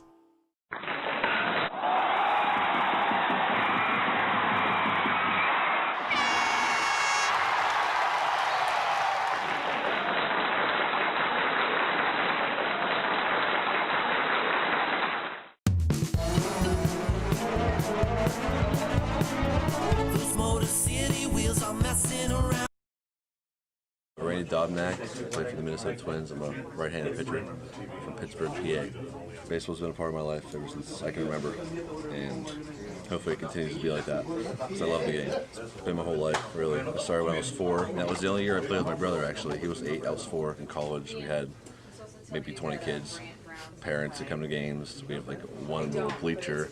Jim Etienne called me, who I played with his son in college, and he called me and said, "Hey, we got a spot for you." I was like, "All right, I'll be there." Playing in a stadium like that with a crowd was pretty cool. My mindset was, I'm going to go in there, I'm going to throw strikes, compete against these guys. Skip wanted to ease me into it. I think I threw 1 or 2 innings, went well, slowly progressed into more and more innings, and then my last game I went all 9. Threw a complete game. I think I gave up 2 runs, it was a 2-run home run. After that game, I felt really good, and I threw pretty well. And then, like 2 days later, that's when they called me and told me. So I think that game, changed everything for me. It's definitely been a crazy year for sure. At the start of the year in high, I knew a lot of those guys. I played with them last year, or I've played with them in the past. Playing with them was normal. When I got to Double-A, I knew, give or take, maybe 5-10 guys. And then when I got to Triple-A, I knew like 1 guy, because all these guys are older and they've been around for a while. I got there, I'm like, wow, I know nobody here. They probably don't know who I am, and they've all been pretty supportive. Everybody roots for each other because they want everybody to move up. We were in the clubhouse in Rochester in AAA, and I was sitting there in a chair just watching TV on my phone or whatever. Skip comes over, "Dobnak, I need to talk to you." And I had like a weird feeling in my stomach all day. I don't know why, just things were happening. I'm like, something's weird. And he calls me in. Basically, I go to his office, and he's like, "Go to big leagues." And I was kind of like, really? I was kind of in shock, and then he announced it to the whole team, and everybody congratulated me and stuff like that. It was a pretty awesome moment for sure. Word started getting around, people started contacting me. My phone was blowing up for like 3 days straight. Quite a story with Dobnak being signed out from the Utica Unicorns of the United Shore Professional Baseball League, a Detroit suburban Professional League. And it looks like he's just retired his first big league hitter. One down. I mean, it was unbelievable. I never would have thought it would be like that, but, you know, stuff happens. He's got his parents, his fiancée here, and his fiancée's parents. Wow. Look at that pitch. Physically, it's all the same game I've always played since I was younger. Just different stages. Emotionally, I don't really let my emotions get the best of me. I think that's also helped me out to just stay calm and composed. Going out there, just competing against those guys. This is my 20th year of baseball, but it's just like a bigger stage, but it's always the same game. Nothing's changed, just more people in the stands, and the guys are a little better. By the Minnesota Twins made his major league debut, and then just last week picked up his first major league save. We're excited, proud, and honored to have him with us today. The Ratified USPBL Success Board from the Minnesota Twins, Randy Dobnik. Going back there for the first time in 2 years was pretty special, just to see how everything is. Everything's relatively the same, all the guys. I mean, it's been an unbelievable experience. 2 years ago, I never would have thought I would be where I am today, and I'm speechless for how, given the opportunity that they've given me to jumpstart my career. It's been unbelievable. It was pretty awesome to go back and see just where it all started. You know, it's a younger league, so most of the guys are coming out of college or they had been with affiliated ball and they got released, and so they want another opportunity. And they had like workouts in the morning to work on developing stuff, and they have their own DVS system. Having all the workouts and stuff, I think, helps develop the guys to get stronger and compete better. Jim Essing, he left me and my buddy 2 tickets to go to a game, and that was my first time ever at America Park. I thought it was pretty awesome. I never would have thought 2 years later I'd be actually playing there, let alone pitching there the other night. So that was pretty cool to think about. I looked up to where I was sitting under the Pepsi sign in right field. I was like, wow, I was there 2 years ago. I can't give enough thanks to the USPBL, Jim Essing for getting me into that league, the Twins for giving me the opportunity to get where I am today. I never would have thought 2 years ago, let alone what's happened this year, that I would be where I am today. And without them, I don't know what I'd probably be sitting at a desk right now doing taxes or something. But yeah, it's been an incredible ride. For the guys that are playing, just don't give up your dream. Keep chasing it. Stay true to yourself and don't change who you are. Compete. Don't give in to anybody. Once you establish that, and you'll convince yourself that you have the chance and you'll have the opportunity to. A scoreless first big league inning on 8 pitches. You can be consistent with everything. Success is going to come your way. Just keep doing what they've been doing, and hopefully an opportunity arises for them. If that ever happens, just take that opportunity and run with it. DTE Energy customers can get their share of huge lifetime energy cost savings. How? By using our website. The Oslin's new programmable thermostat saved them a bundle, and their new efficient furnace earned them a hefty rebate. All over Michigan, people like the Oslins are saving. Why not you? There are always new ways to save at dteenergy.com/saveenergy. DTE Energy. Welcome back to Jimmy John's Field, everyone. Scott's Grounds Group preparing the field for our All-Star game here tonight, East versus West. Set to begin at 7:05 Eastern here on the USPBL network. Ross Haffey winning the home run derby here today. 45 total home runs through 3 rounds. If you weren't able to tune in, 2 2-minute and 30-second rounds to begin things in round 1 and 2, and then a 3-minute round in round 3 as well, with 30-second breaks in each. 10 home runs in round 1, 21 in round 2, and 14 in round 3 for Ross Haffey here tonight. He will hit 8th for the West team in their lineup here, so we'll see if he has any left in him as well on the USPBL network. We'll be back on the air at approximately 6:50. For now, take a look at some highlights from last year's home run derby.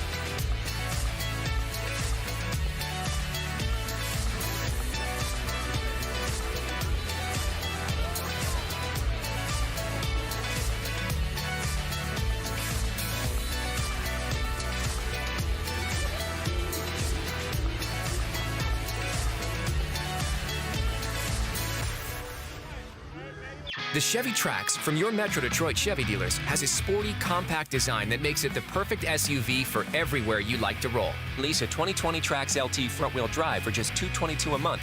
Put it in D and see why Chevy drives the Motor City. Crack open a Budweiser and experience the refreshing taste of summer.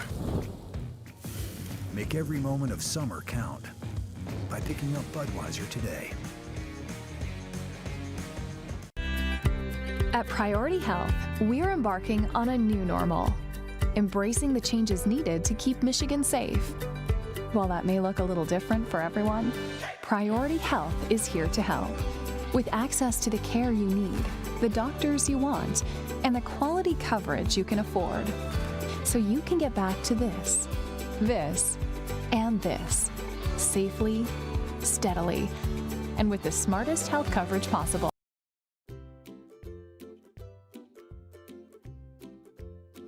Hello, boys and girls. I am Heather, and I'm here today with my friend Buzz the Beaver. He is a baseball player for the Birmingham Bloomfield Beavers that plays out of Jimmy John's Field, which is where we are at right now. So say hi to everybody, Buzz. So we are here today because Buzz wanted to make you a video because we know that school is closed for the next few weeks, but it is still March's Reading Month, and Buzz wanted to say that it is a great opportunity to keep up reading, to read new things, and you have so much time to maybe get in some different minutes and chapters that you might have not have had before. So, Buzz, what do you got there? In your fun little Birmingham Bloomfield Beavers bag.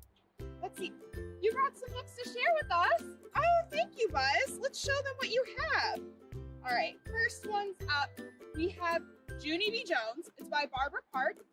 Junie B. Jones and some sneaky, peeky spying because Buzz really likes to get into mischief. Next up, we have Winter According to Humphrey, and then this is by Betty G. Burney, and this is a part of the World According to Humphrey series, which is a known classic now, and Buzz, doesn't it kind of look like it?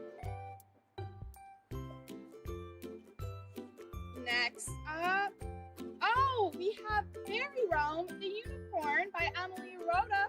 I know you like this one a lot because of your friend Lancelot, isn't that right? Next up, we have, this is so fitting, Buzz, we have Ballpark Mysteries. It's by David A. Kelly, the Fenway follow-up, and it's the first in the series of Ballpark Mysteries. It's about two cousins who go around to different ballparks and solve mysteries, and of course, share their love for baseball, just like you. And then last up, we have Curious George Visits the Zoo by Margaret and H.A. Grays. This is one of Buzz's favorites. He's been reading it ever since he was a little beaver. All right, well, thank you so much for sharing some of your books today.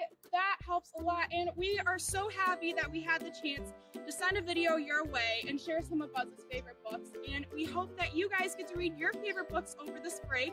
So keep up your reading. Hopefully we'll see you when we have some warmer weather and a baseball game to watch. Bye for now.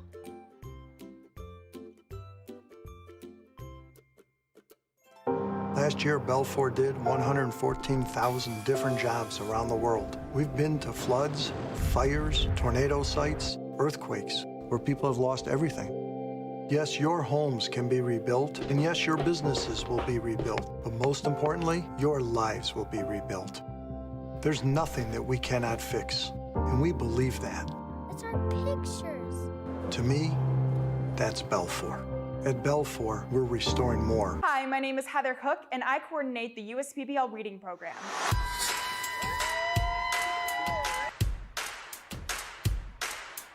The USPBL Reading Program is a free, incentive-driven literacy program that runs during National Reading Month in March. The program can be combined with any other activities that a school plans. The objective of the program is to reward students with a ticket to a Jimmy John's Field baseball game, where they will be recognized on the baselines for all of their hard work. Teachers set the goals for their students based on classroom skill level. The USPBL provides tracking posters, assemblies, and school visits to help keep students engaged. The reading program has encouraged her to read a lot more than she normally would have. She had the incentive. She came home all excited that she might get a free ticket if she gets enough minutes in for the month. It was fun because we got to go to Jimmy John's field and we got to be on the field and recognized for the hard reading we did. All the material was very understandable. It was very easy to follow, easy to get the tickets, get days that we wanted to come. Will earn their ticket to a Jimmy John's game this summer, and it really is very motivating and really, really special.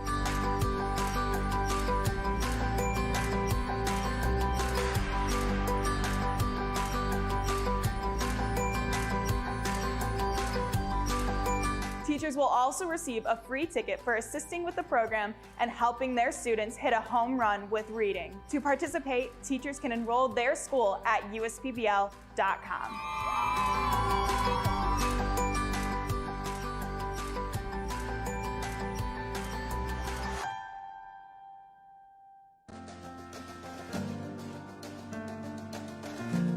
We joined Green Path and instantly felt a support around us. They developed a plan on paper, and this is how we're going to do it. The plan that they gave me was something that was sustainable. It was something I could do. It was actually lowering my payments monthly by hundreds of dollars. Choosing Green Path is a no-brainer.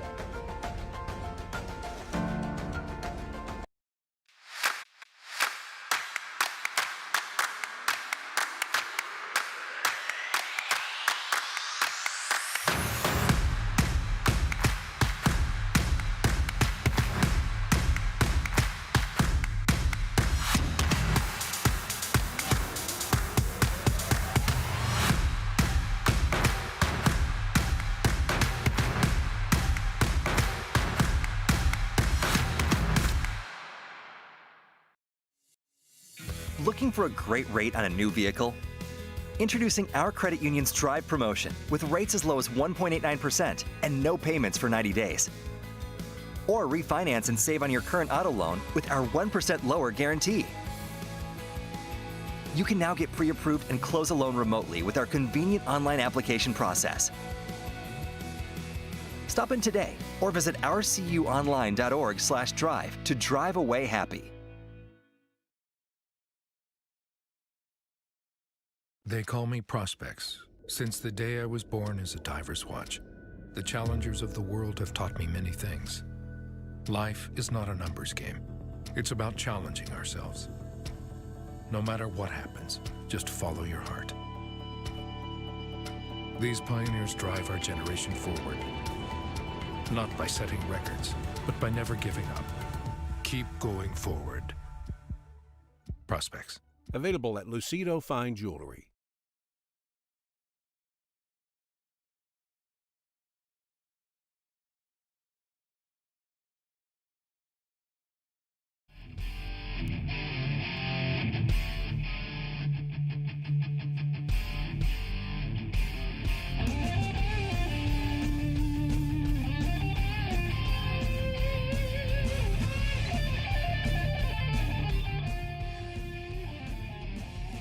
Of them in the middle round for a grand total of 45, Dan Griesbaum Jr. I mean, those were rockets. Just they took so long to come down that by the time you saw it hit the ground, you were watching the next one. All-Star Weekend presented here by a number of sponsors, including Rawlings here today. Proudly brought to you by the following: AAA, Ascension, Balfour Property Restoration, Detroit Medical Center, DTE Energy, Dunham Sports, Dunkin' Donuts, Green for Life, the official environmental sponsor of the USPBL, Green Path Financial Wellness, Jimmy John's, your Metro Detroit Chevy dealers, Pepsi, Scott's, Summit Oral, and United Shore. We thank all those fine partners for their sponsorship of the United Shore Professional Baseball League this year. Getting ready for the All-Star game, the Scots grounds crew doing their final preparations. Let's take a second peek at the lineups here today. First, for the East All-Stars, leading off is the center fielder Coley Curry. Batting second, the first baseman Zach Gray. Adam De La Cruz bats third and plays third base here tonight. Trevor McKinley in the cleanup spot and playing right field. Frankie Luska batting fifth and playing left field. Anthony Maselli playing shortstop and batting sixth here tonight. Ashton Barzell, Jordan Pontius, and Jordan Finney will round it out. The men available on the bench on the position side is Antonio Torres, Malik Blaze, and Riley Mahalik as well. On the other end for the West All-Stars here tonight, it's Garrett Keeper leading off and playing shortstop as always. Batting second is the second baseman Freddie Geely. Third is the third baseman Xavier Warren here tonight. Batting cleanup the right fielder Joey Weimer. Fifth is the left fielder Will Johnson. Batting sixth, the catcher Cameron Comer. Seventh is the center fielder Andrew McCoy. Eighth, your home run derby champion in Ross Haffey as well. And Keandre Jones rounding out the order, DHing and batting ninth. As they face Ty Hensley here today. No set plan necessarily for how this is going to work in terms of how the pitchers are used, but we're kind of led to believe that it could be more of a normal start for both Ty Hensley and Garrett Chrisman here today, Dan. Well, if that's true, this could be a pretty low-scoring ball game. We'll see how that plays out, of course. I kind of like the West lineup, though. There's a lot of thump throughout that lineup. If you take a look at it, I mean, 8 and 9 with guys like Haffey and Dre Jones. I mean, it's a pretty powerful lineup, and I think Ty will have his work cut out for him. As good as he's been, though, it's tough to bet against him, that's for sure. So they play in their normal uniforms. You get to look at the stars behind home plates. Some of the unicorns in their purple today. The hoppers in their black and orange. Getting ready for our ceremonial first pitch here tonight. What are your keys to the game, Dan?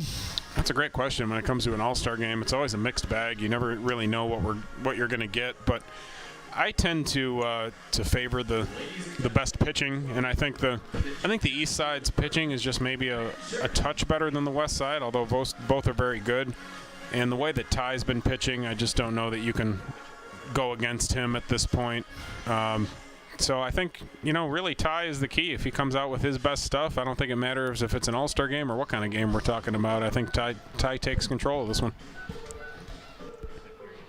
JJ out to deliver the ball here.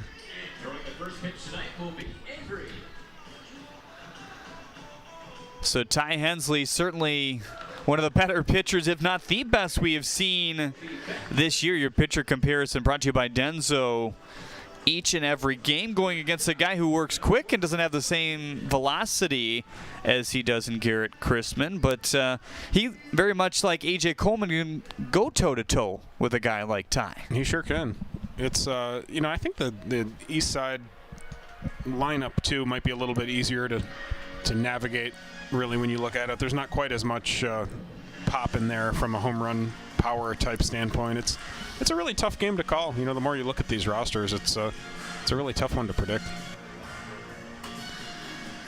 Each manager will talk to their respective sides here. You got Paul Nochi and Jim Essien on the right side with the East here today. Paul Nickenbrugge and Von Joshua on the other end.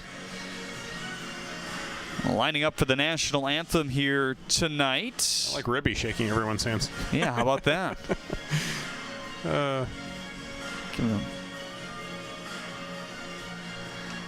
First pitch coming up next here in the East-West All-Star Game. Stick with us.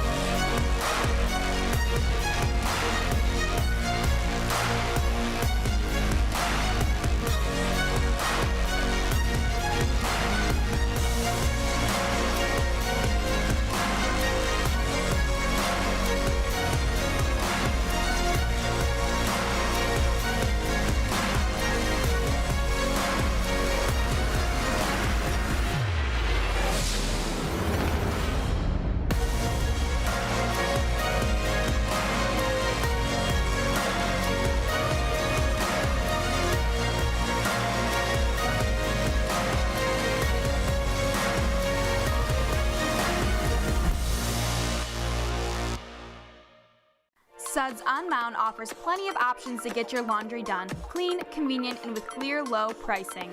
No confusing cards to load or upcharges for hot water, like the other guys. We operate with quarters for one price washes with maximum water settings to get your clothes cleaner, faster. We offer 61 machines, including 3 80-pound washers, the largest in production. Suds on Mound offers self-service, wash, dry, and fold service, and we can even service entryway rugs and king-size down-filled comforters. Washes can be done as fast as 16 minutes. Our Speed Queen machines are the only brand still made in America, and we wouldn't have it any other way. Hi, I'm Jason from Suds on Mound. Come on in, we'll get you clean. All right, Ruby, you're all set. Mention this ad for 10% off your wash, dry, and fold service.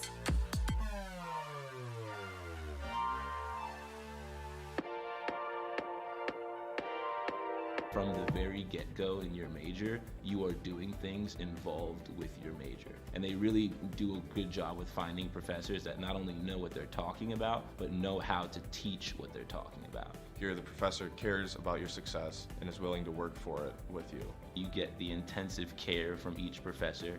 You get the interactions with different students both in and outside of your major. There's always something happening on campus. There's always something to do. Go visit campus and really experience everything that campus has to offer. Once you do that, it makes up your mind for you. Detroit Mercy. Build a boundless future.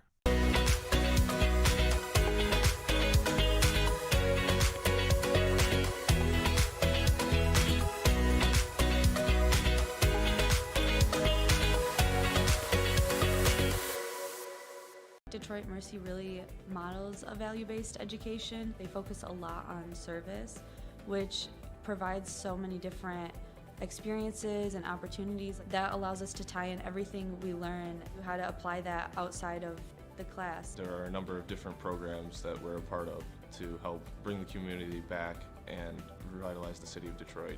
Doing service with the community really helps bring Detroit Mercy outside of the gates and to everyone. Detroit Mercy. Build a boundless future.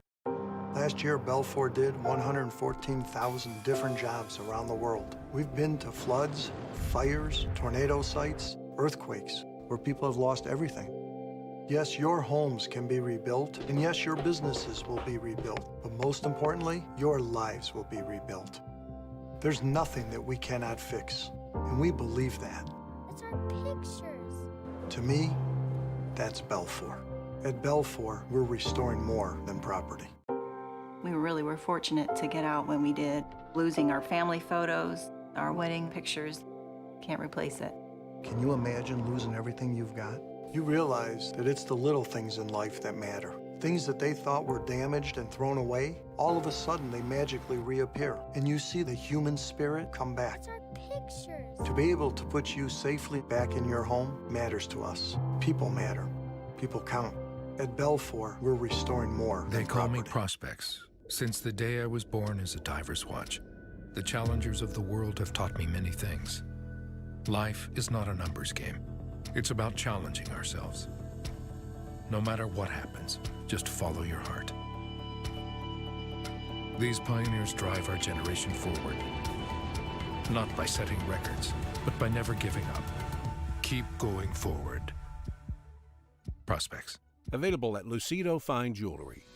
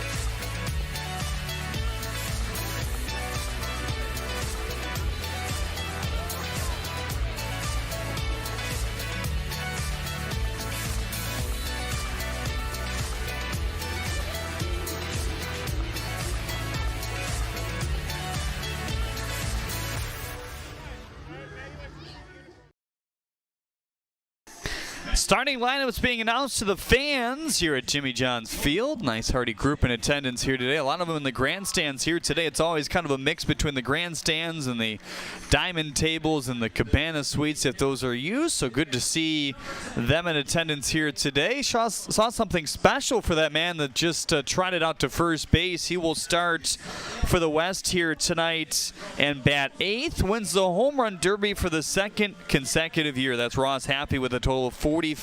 Hit 10 in the first round, 21 in the middle round, and 14 in the last round. First pitch when we get back. Oh, right up here in the loop around the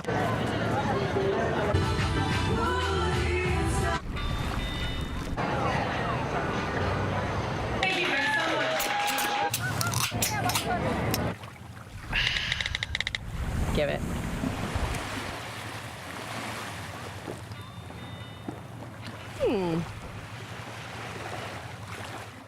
Detroit Mercy really models a value-based education. They focus a lot on service, which provides so many different experiences and opportunities. That allows us to tie in everything we learn, how to apply that outside of the class. There are a number of different programs that we're a part of to help bring the community back and revitalize the city of Detroit. Doing service with the community really helps bring Detroit Mercy outside of the gates and to everyone. Detroit Mercy. Build a boundless future.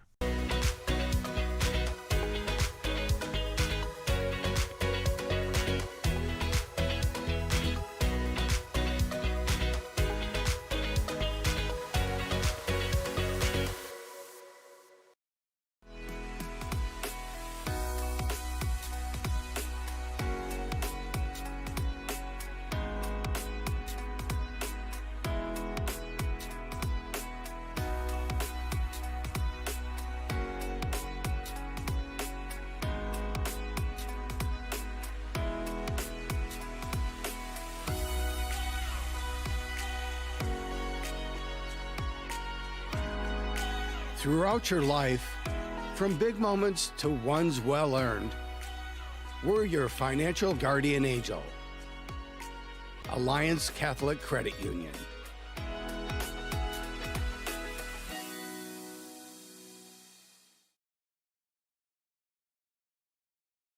Jeremy and Dan back with you here from Jimmy John's Field, getting ready to go in this all-star game here tonight. We welcome everyone tuning in, more of a joint audience because of all these guys kind of playing together. Really good numbers on YouTube and Facebook to start this game. We welcome you all to a beautiful night for some baseball here in Utica, Michigan.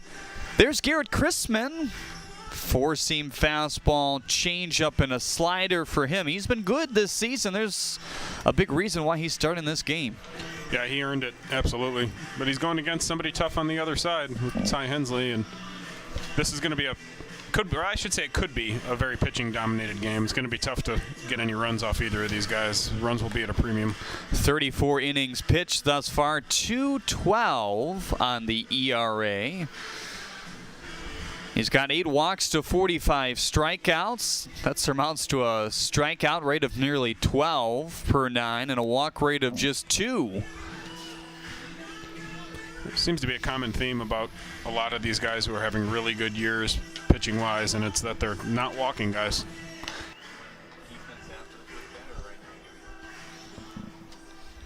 Coley Curry, Zach Gray, and Adam De La Cruz, your Zach Hart agency. 3 men on deck here in the first inning. Coley Curry saw a lot of time in this very leadoff spot at the beginning of the year. We've seen Adam De La Cruz lead off lately for the Utica Unicorns, and most recently it's been Frankie Luska, who's hitting 6th here in this East lineup. First pitch at 7:07, swing and a miss.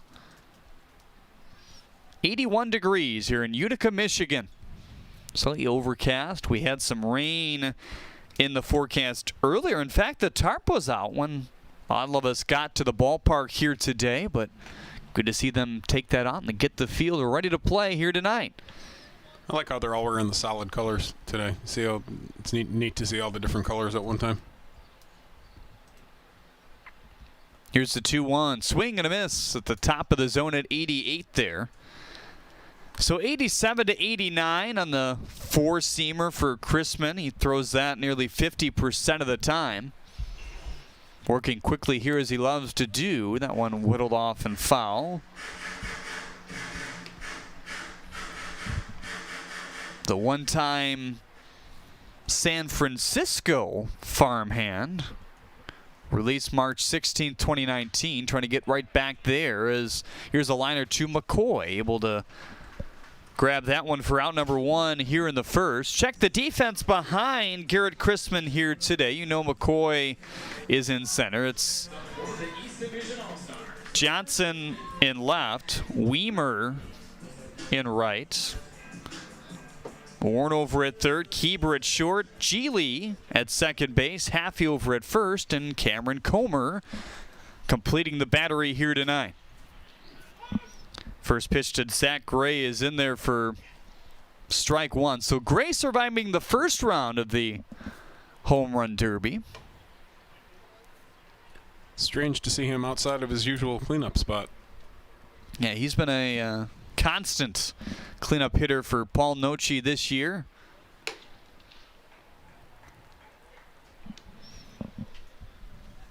Pipes the glove at 77. Slider there as this one looped on the ground to Geely. The sure-handed Freddie Geely. He's an all-star for the glove and certainly for the bat as well. Did a great job pitching in that home run derby. He did. Ross Haffey certainly gave him some credit after the game. The high school teammates at Brother Rice. Geely graduating just 1 year before. Sorry, go ahead. That'd be the most overlooked performance of the day, probably. Right? Geely throwing BP, but it was important. Ross says he and Freddie play catch before every game. It's cool to see guys like that reunited here at the pro level. 0-1 swing and a miss. How rare that must be to have high school teammates playing on the same team at the pro level. I was talking to Will Johnson earlier. He's going to bat fifth for the West as he camps out in left here with 2 outs here. 0-2 is pop back. But he mentioned that him and Lamar Briggs have known each other since they were 5 years old. Didn't go to the same high school. And actually, Will ended up moving from Charlotte to Atlanta. But that's pretty cool, too. Yeah. Kind of be reunited. Joined the league at a similar time. Drive to the ballpark together for the most part as Xavier Warren going to loft that one out of play. So Warren at third base here tonight. We've seen him a lot recently at the catching position, and that's certainly something that they want to do often with him because he was drafted as a catcher. Yeah, he needs to get his work in there. It's still a relatively new position to him, so it's important for him to get his work in. Certainly has the tools for it, the quickness and the arm and all those different things, but still to learn the strategy of that position and the mechanics of that position, it takes time. That man Cameron Comer has been the catcher almost every game for Yvonne Joshua's squad for the Beavers. Here's a 0-2 again. Swing and a miss. Elevated the fastball at 89, and it's a 1-2-3 breeze of an inning here in the first for Garrett Chrisman. All-Star game regular season. It all looks the same for Garrett. More after this here on the US PBL Network. DTE Energy customers can get their share of huge lifetime energy cost savings. How? By using our website. The Oslin's new programmable thermostat saved them a bundle. And their new efficient furnace earned them a hefty rebate. All over Michigan, people like the Oslins are saving. Why not you? There are always new ways to save at dteenergy.com/saveenergy. DTE Energy. The Chevy Trax from your Metro Detroit Chevy dealers has a sporty, compact design that makes it the perfect SUV for everywhere you like to roll. Lease a 2020 Trax LT front-wheel drive for just $222 a month. Put it in D and see why Chevy drives the Motor City. Crack open a Budweiser and experience the refreshing taste of summer. Make every moment of summer count by picking up Budweiser today.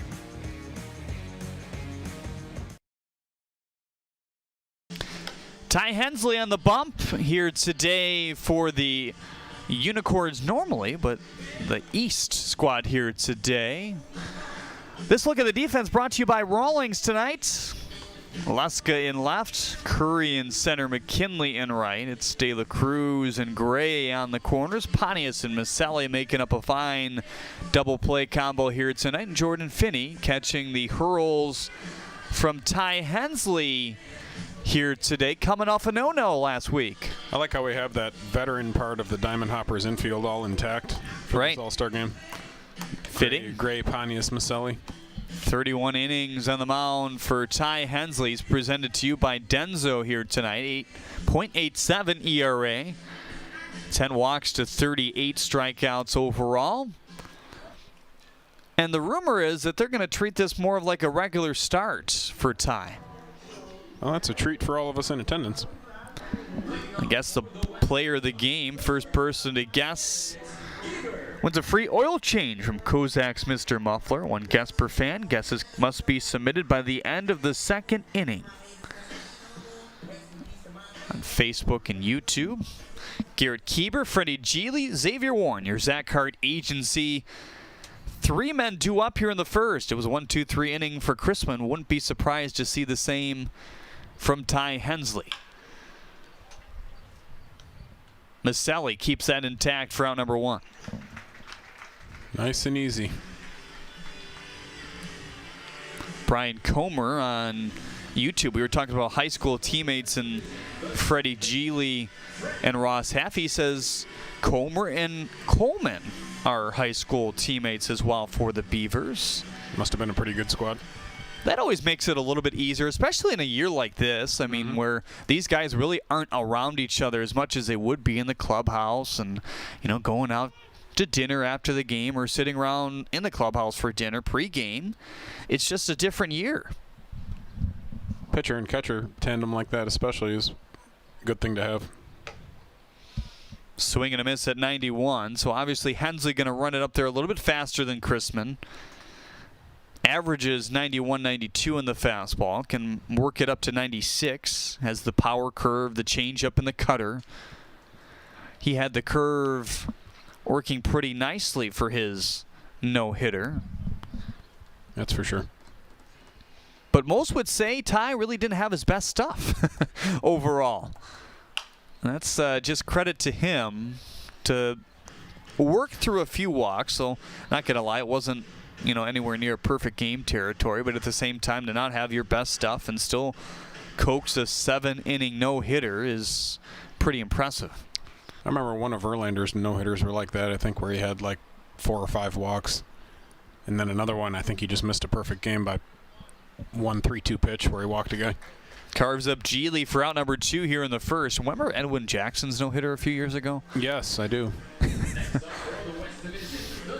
Did he have like 9 walks or something crazy? He threw a lot of pitches. That's the number one thing that can hurt you about that is you might end up throwing too many pitches and they have to take you out of the game. 149 pitch, 8 walk. Yeah. That's, no hitter. I don't know. That's risky to leave him in that long. June 25th, 2018. That one fizzled back off the bat here of Xavier Warren. I remember my father taking a pitcher out of a game one time who had a no-hitter going, and he just had no idea. But the guy had just walked too many guys, and, and we were in danger of not getting out of the inning. Your father didn't know or the pitcher didn't know? Oh, the pitcher knew. My father didn't know. He ended up apologizing to him after the game. But line drive to center to end the threat here as Warren flies to Curry. Now time for Jimmy John's Freaky Fast Trivia. It's a baseball-related one. You'll be happy. Yes. In 2005, the MLB Home Run Derby took place at Comerica Park. Which Major League player won the Derby that night? topping his season record in one night with 41 total homers. Oh, I know it. Abreu, Bobby Abreu. You didn't even look at the choices, did you? No, I mean, you're talking to somebody who worked the event. So I was on. If you see a panoramic of the 2005 All-Star Game, I'm on the field. So I got to get that right. I can tell you Pudge was second, too, which was fun. It was fun to have Pudge in the finals in front of the home crowd.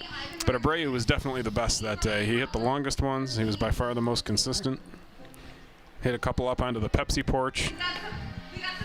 Well, head to uspbl.com/shop to purchase your favorite team gear today. All these jerseys you see here today, the hats, the sweatshirts, all that good stuff. The Gators added recently as well. You can purchase that all on uspbl.com/shop. Do you have a favorite just out of the hats? I like the Hoppers hat. It's a nice one. Yep, that's the only one I've bought so far is the Hoppers hat. Mammoth's hat's pretty sharp. Especially that white one, especially, I think is nice.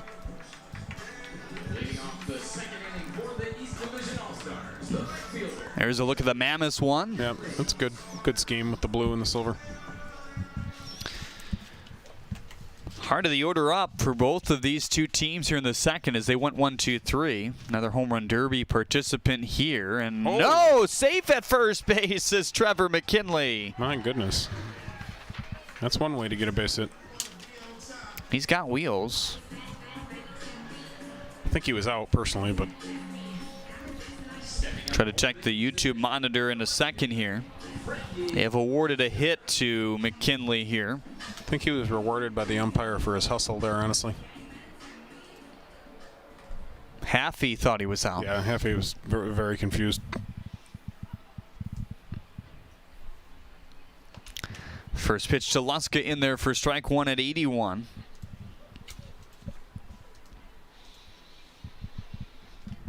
First pitch change up there from Garrett Chrisman. Saw a heavy dose of fastball. He struck out De La Cruz with an 89-mile-per-hour fastball to complete a 1-2-3 first.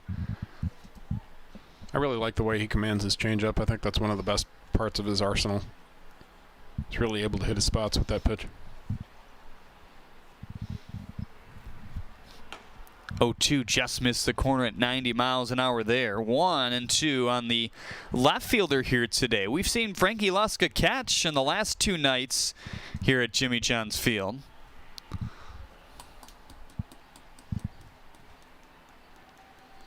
Holds an extra beat with the runner on first. This one perfectly placed as Geely nearly got that.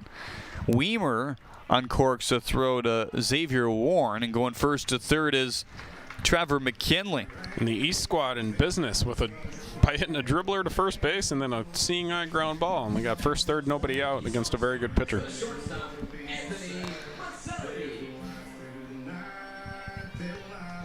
Anthony Massalia, the shortstop, will get his crack at things here.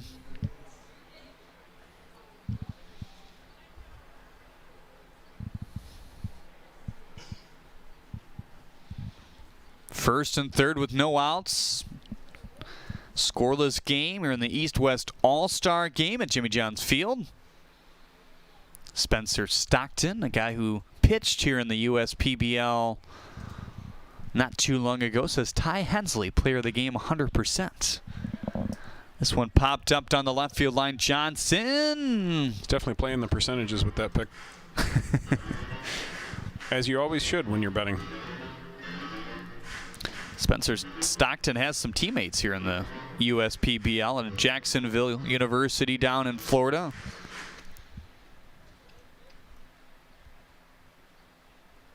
.63 right-hander. Pitched in the Arizona Rookie League last year out of the USPBL. And then rookie advanced in the Appalachian League a little bit later as well. 10 starts in total, 56 innings. A 2.06 ERA, so good stuff there for Stockton.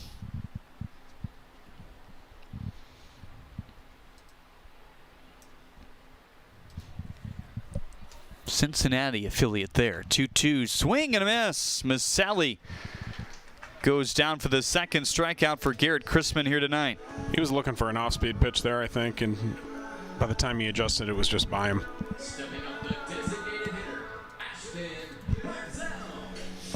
Ashton Barzell, the designated hitter here tonight, steps in.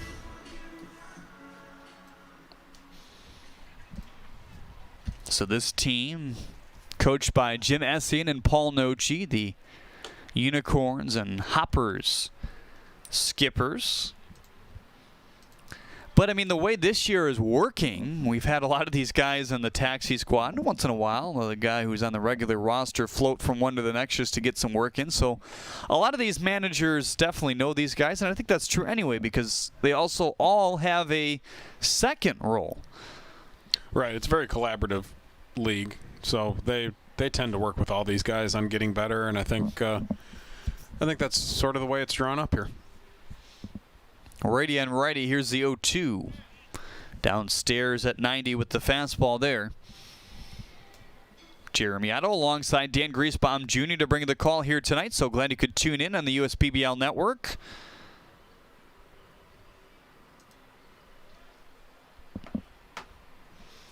Waiting on the 1-2 pitch now. That's just off the plate outside. 79-mile-per-hour slider that time from Chrisman. Uses that second most to his fastball. Actually, the changeup second most. Yeah, I think the changeup's a little bit of his better off-speed pitch. We've got some good changeups. We do. Here in the USPBL. We saw Donald Goodson's again last night.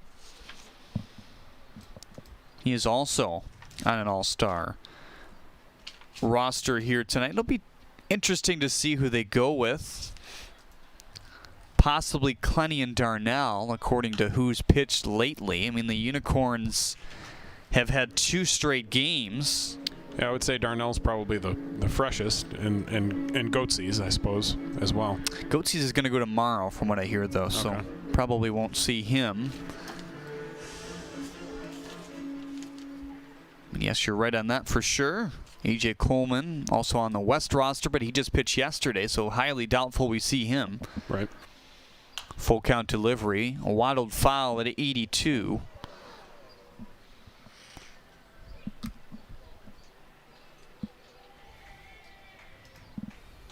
Does nobody see that ball? Oh, there we go. Pursuing it slowly.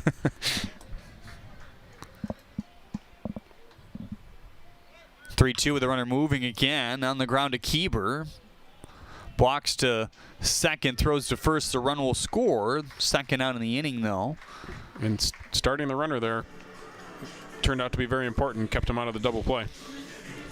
31 pitches now for Garrett Chrisman here tonight.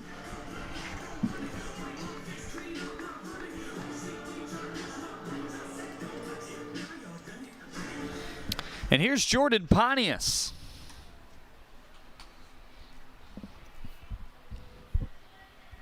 Pontius very solid at second base this season for the Hoppers. Sprays a nice one to right center field as well. Joey Weimer going back. Took a great direct route to that one. That's probably the only way he hammers it home in the end. Yeah, that's a double most of the time. So 1-0 in favor of the East. Now time for your DTE Energy Kids Race the Mascot. Well, I'm a Ribby fan in this race. He usually gets around the bases pretty decent. Nathan is going to be the man that goes against Ribby here today. If Ribby gets a head start, he's going to have a good chance.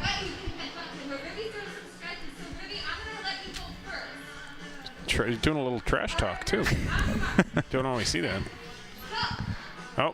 Wow, he says goodbye. Ribby's a little pompous today.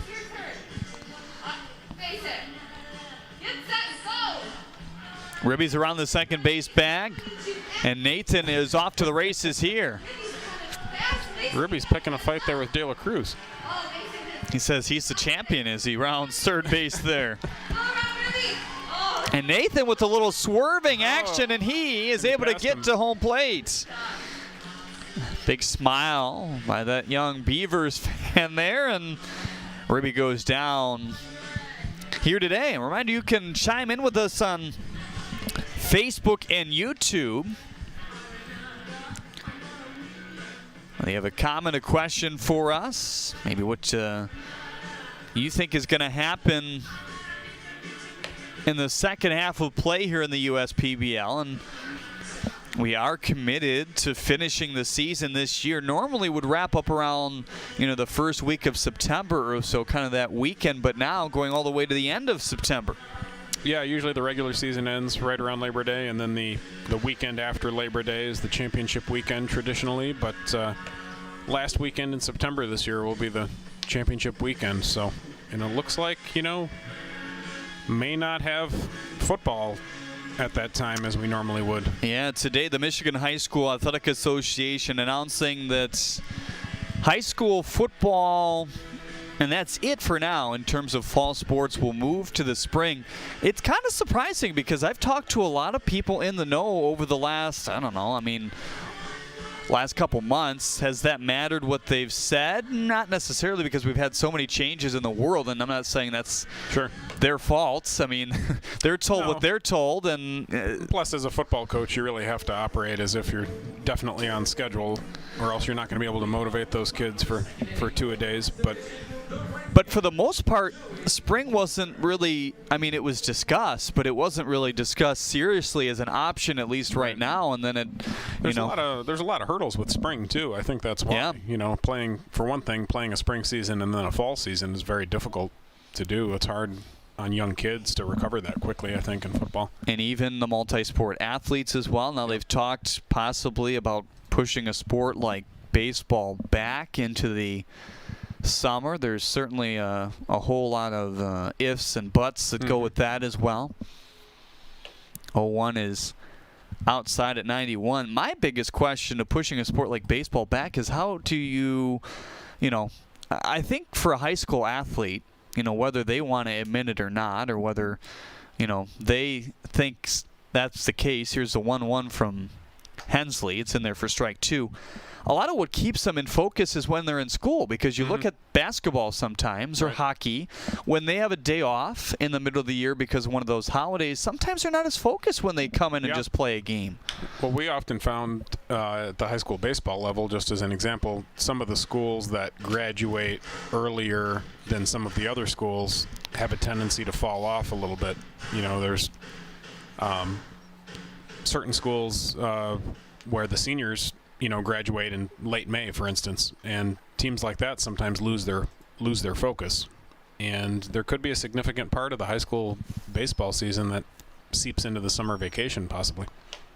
1-2 swing and a miss. Joey Weimer took a big cut there, and he's the first down the second inning. 4 up, 4 down for Ty Hensley. Look out. Not sure that he will be allowed to go 7 here today. I think he'd want to. He would want to, but he's got some pretty good guys down in that bullpen, too. Will Johnson batting in the 5-hole here tonight for the West squad. Pokes this one to right. 1 up, 1 down, 2 up, and 2 down now. I've seen him on a fair amount of first pitch outs already today, too.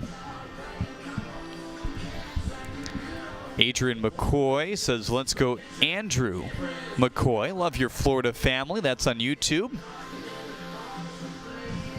Jane Shoemaker says, West Side 8, East Side 7. Go Shoe. Austin Shoemaker, one of the reserves in the field today.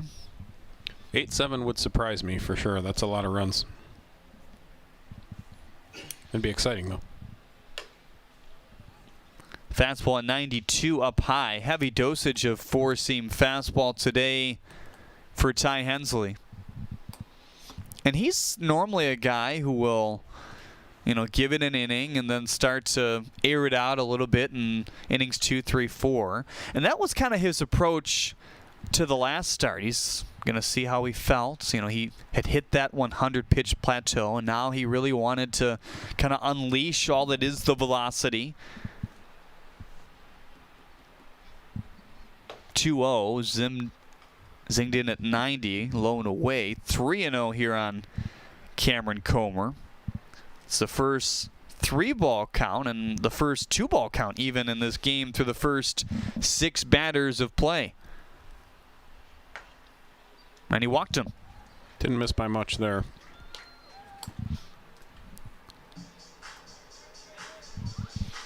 So now Andrew McCoy comes to the dish here. McCoy, one of those guys on the taxi squad pretty much all year long.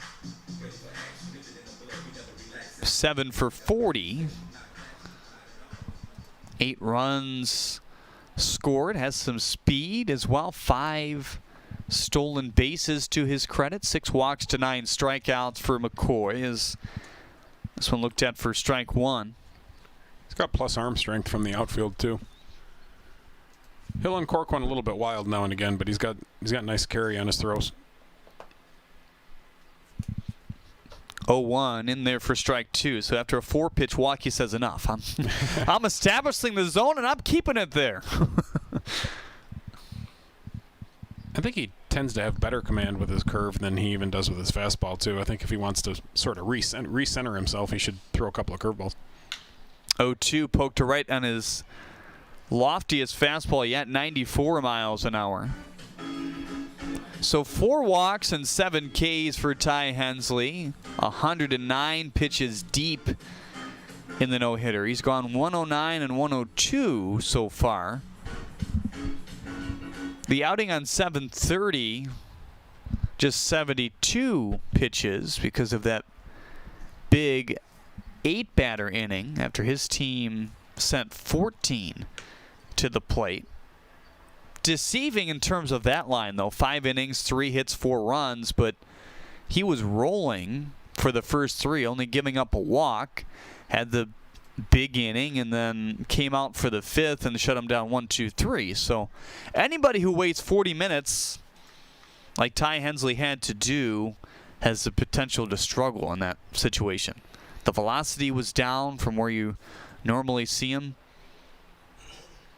I really liked his start on July 23rd against the Beavers. That was I believe the first time of the year where he went 7 innings and got over 100 pitches.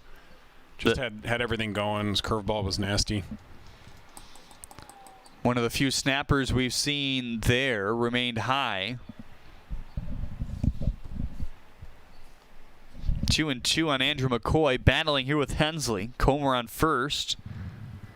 Because of the 2-out walk, he's in motion now. That one golfed to left. Leska back to the track, leaps and makes that catch through the dust to save the day for Hensley here in the 2nd. That ball was hit pretty well. Leska saved a run. 1-0 lead for the East squad here tonight.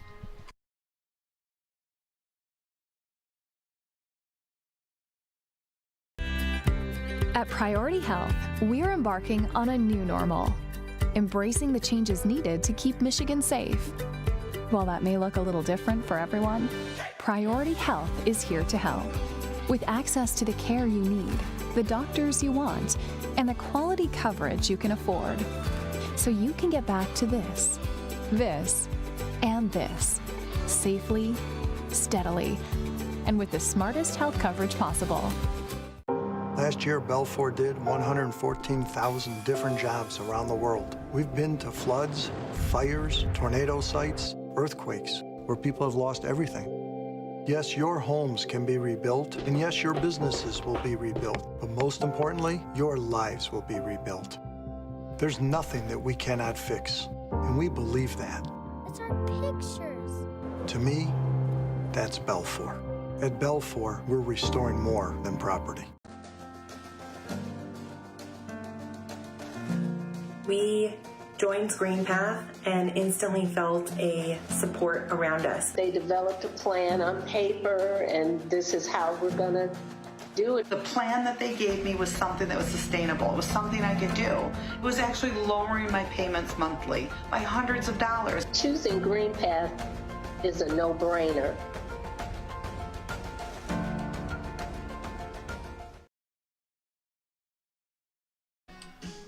Andrew McCoy robbed in left field by Frankie Leska. Otherwise, probably a double and our first run of the game with Cameron Comer on first for the West squad. Instead, it's a 1-0 lead still for the East squad.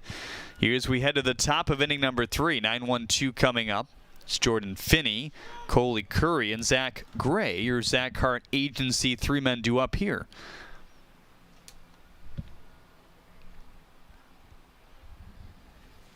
Finney certainly played a lot with the Unicorns this year. That's why he wears the Utica jersey here tonight, but has flip-flopped a little bit.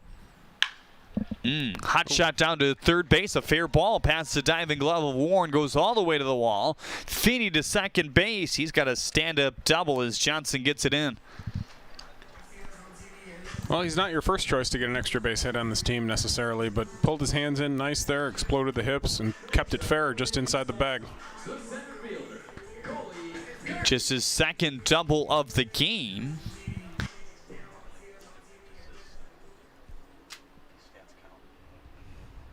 Second double of the season is what I meant to say.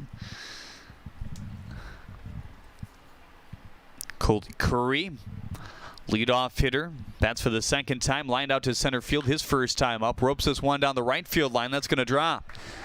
Finney has decent speed. He's easily around the third base bag, and that's an RBI knock for Coley Curry.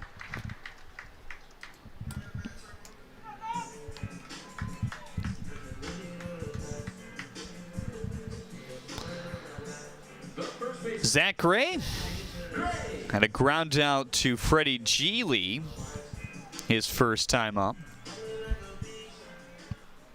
Seems like more aggressive approaches today than typical. A lot of first pitch swinging. And another.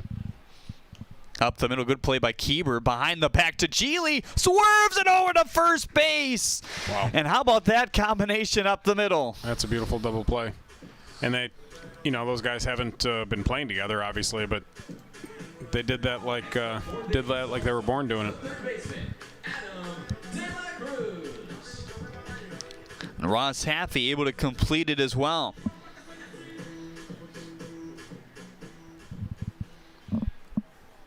So a run in, and all of a sudden 2 outs here for Garrett Chrisman, and Adam De La Cruz will look at a ball outside and a 77-mile-per-hour slider.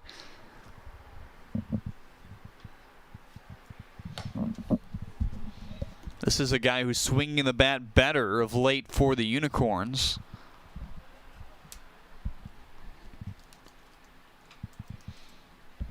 Went through that stretch where he had trouble seeing things drop.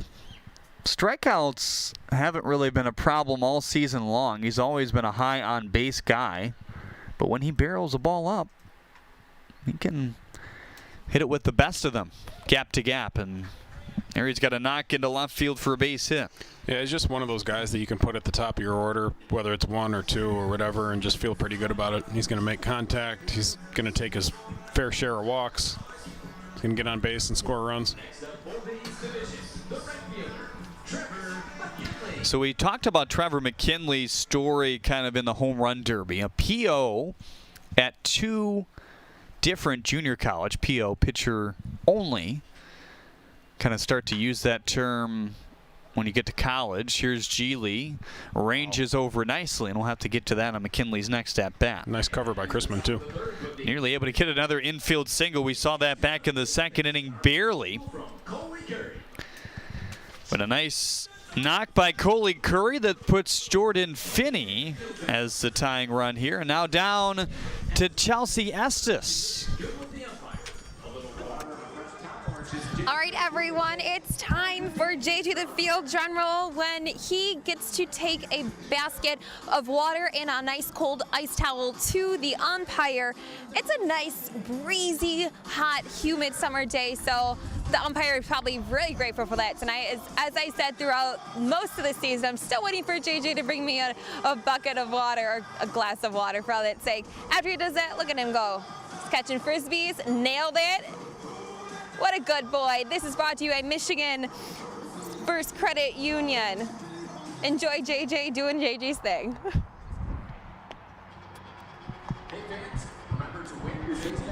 Thanks, Chelsea. Ty Hensley back out there for his third inning of work. It's Ross Haffey, Keandre Jones, and Garrett Keeper, your Zach Hart agency men on deck. Well, we're going to air the Dunkin' Donuts race here today. First 3 people to guess the winner, it's hot coffee, iced coffee, or donut will win a $5 Dunkin' Donut gift card. And make sure you don't blink. Right. Yeah, really. These guys have been moving the last several races, and there's been some nasty body checks, too. If any, locally here, if any Wings fans are missing NHL action, you might want to check out the Dunkin' Donuts race. Amy Keeber comments on YouTube. Nice double play, Keeber. Proud mom here from California. Olivia on YouTube says it's going to be the iced coffee here today. Tracy McCurvey says hot coffee. Pat Torres says hot coffee. Melissa Schmitz says donuts.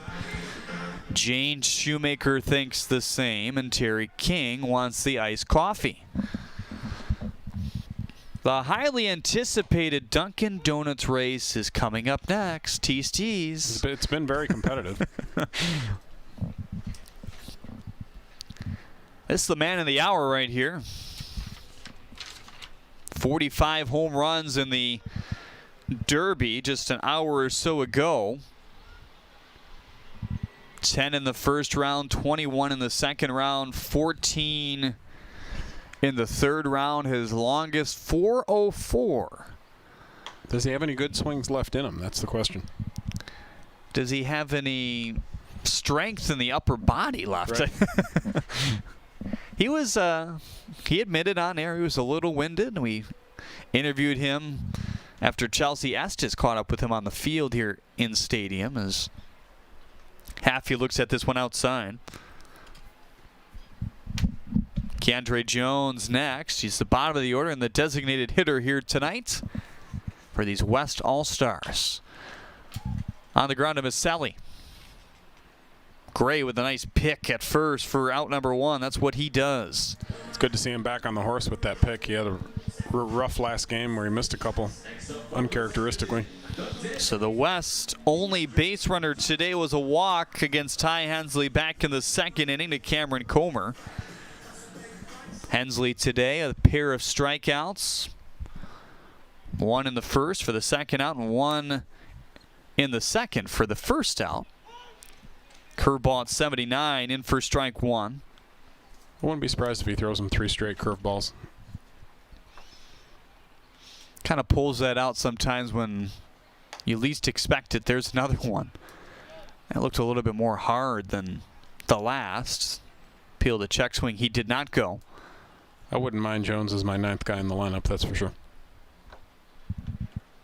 He's got to get a little more adept at hitting that breaking ball, though.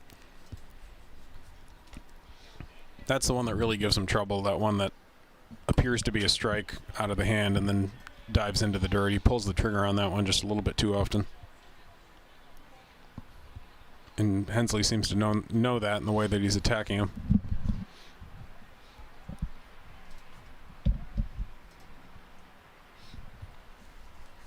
2-1 pitch is on the corner for strike 2. 2-2 here on Keandre Jones. I think he'll go back to that curve. Oh, up high. You know what the average spin rate on that curve is now for Ty Hensley this year? Is it maybe 28? 2800? 29.32.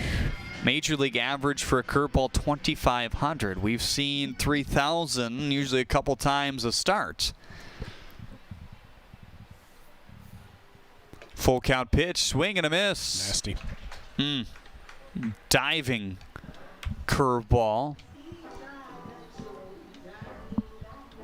2 up and 2 down here in the third. It's like clockwork here for Ty Hensley.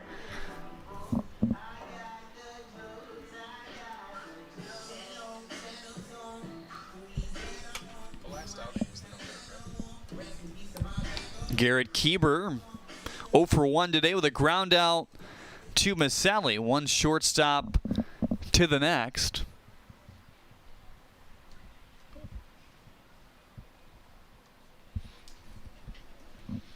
First pitch to Garrett, 93. That one spoiled away. The highest today, 94, off the right arm from Ty Hensley.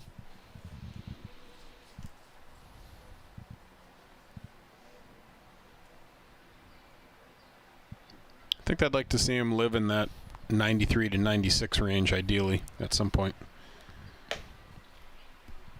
Curveball just missed.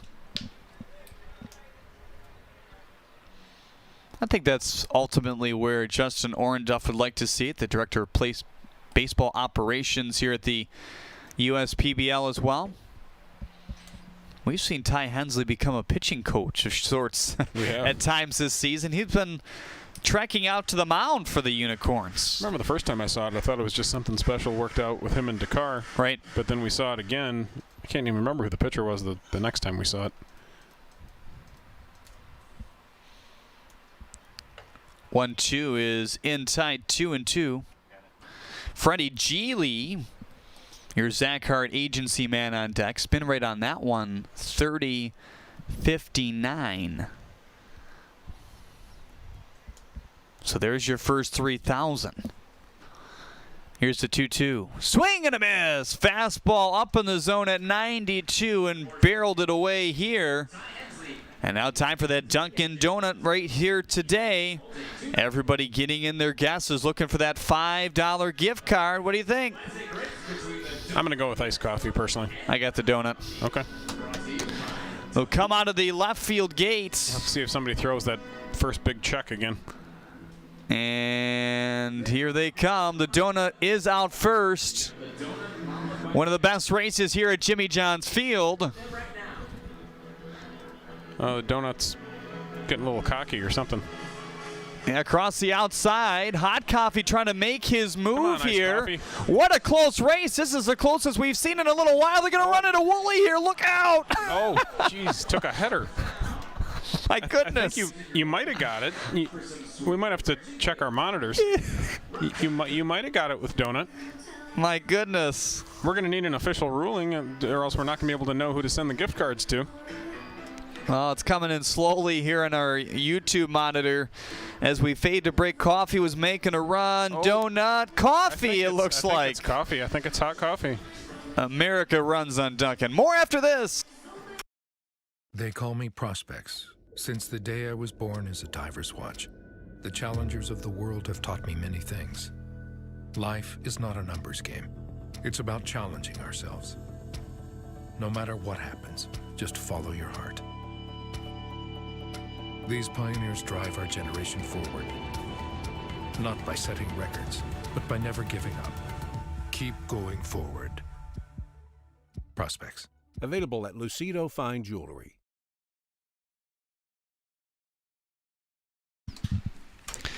Jeremy and Dan back with you here from Jimmy John's Field. It'll be Frankie Luska, Anthony Maselli, and Ashton Bardzell, 5, 6, 7 in the order for the East All-Stars here.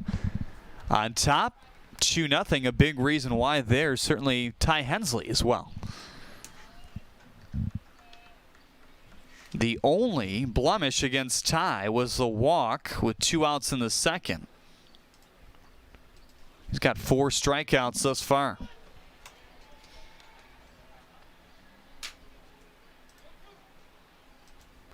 Trying to think about the last time he had another blemish. In a game period? Yeah, I mean, besides the walks. Swing and a miss there by Luska as Chrisman able to get him out in front with the changeup there.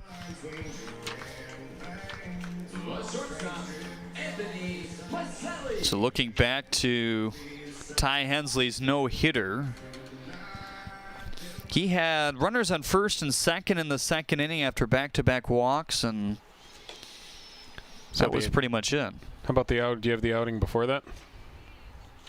That's borderline right around when I switch books here. Let's see if I do. Popped up to the outfield. Johnson under it all the way. 2 up and 2 down here for Chrisman as he's retired 3 straight quietly here. So his outing on 7:30 against A.J. Coleman. Probably that long inning when he had... Yeah, so there's 8 batters that came to the plate. He had all of 1 retired in the first 3 innings, just a single to Joey Weimer in the second, but he finished it out 1, 2, 3 in the 5th. So the 4th inning 2 outings ago was the last hit then?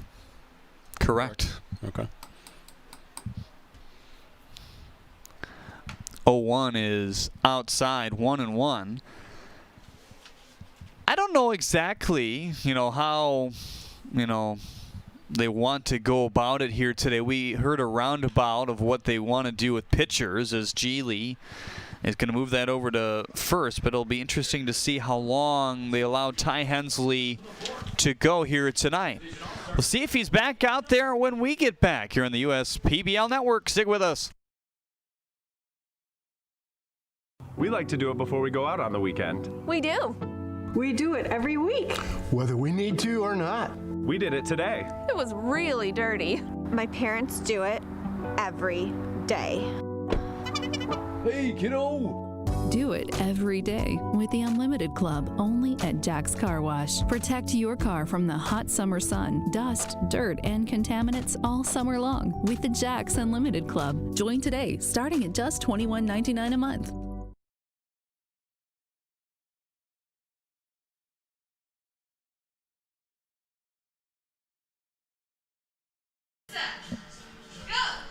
Ty Hensley is back out there for the Utica Unicorns / West Side here. East Side. Today. Oh, that's true, right. East Side. East Side. Whenever you call them the East All-Stars or the West All-Stars, it makes me think of the local high school All-Star game we have here. Right. East-West All-Star game, which I think you called one of those, didn't you? I called a couple, yeah. Okay. Yep, down at Comerica Park. I worked one as an intern at the Tigers as well. Right. It's always referred to as the East-West All-Star game. Yep. Detroit playing Cleveland here tonight. Bottom of the 3rd inning, 3-2. Detroit, certainly an important series as kind of a gauge. Where are they in this season right now? Coming in at 9-7. Cleveland at 10-9. Is that in Detroit today? That is a great question. It looks like it is, yes. It's oddly unimportant in this Major League Baseball season where they're being played. Aside from who hits second, I guess. Has Miami returned home yet? They were literally on the road for multiple weeks, obviously, because of COVID. I was wondering about that, and I was also wondering about the Blue Jays, if they've played a home game yet, because they had to get established there in Buffalo. I know it took them a little while. Yeah, our director, Christian Gibbons, here today says they have. Christian Gibbons, our director. Jeremiah Hergot, the graphics operator and producer again here tonight. Jeremy Idle alongside Dan Griesbaum Jr. to bring in the call. First pitch to Geely, low and inside at 89. Fastball that's been as hard as 94. Curveball that's been as good as over 3,000 on the spin rate. That one whittled foul.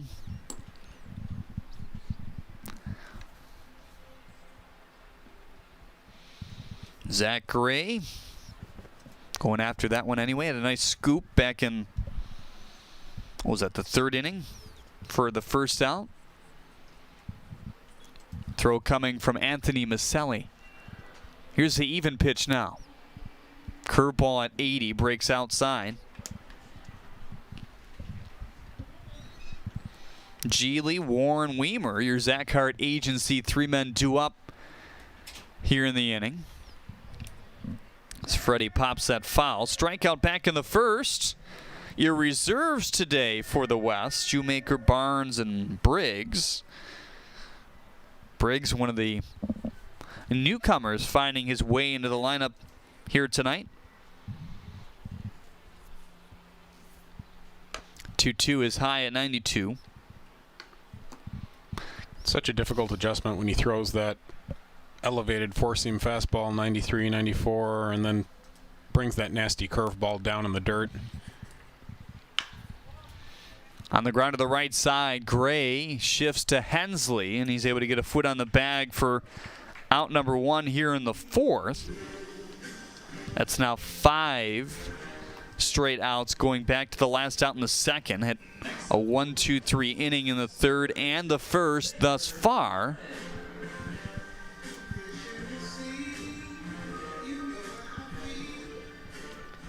Xavier Warren hit it on the screws to center field. Coley Curry was there his first time up. I think that's probably Warren's best swing against Ty so far this year. Ty's been carving him up pretty good for the most part, but he had a pretty good swing the last at bat.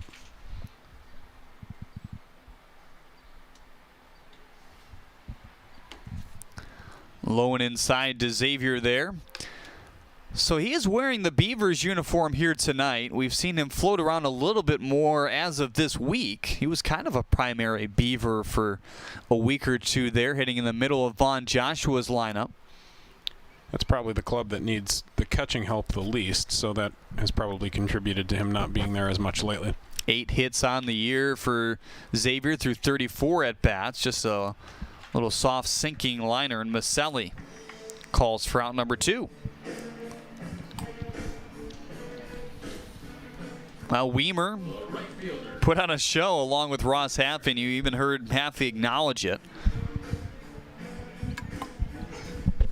Those two guys, tape measure, moonshots, whatever you want to call them. Yeah, they're definitely the class of that competition for sure.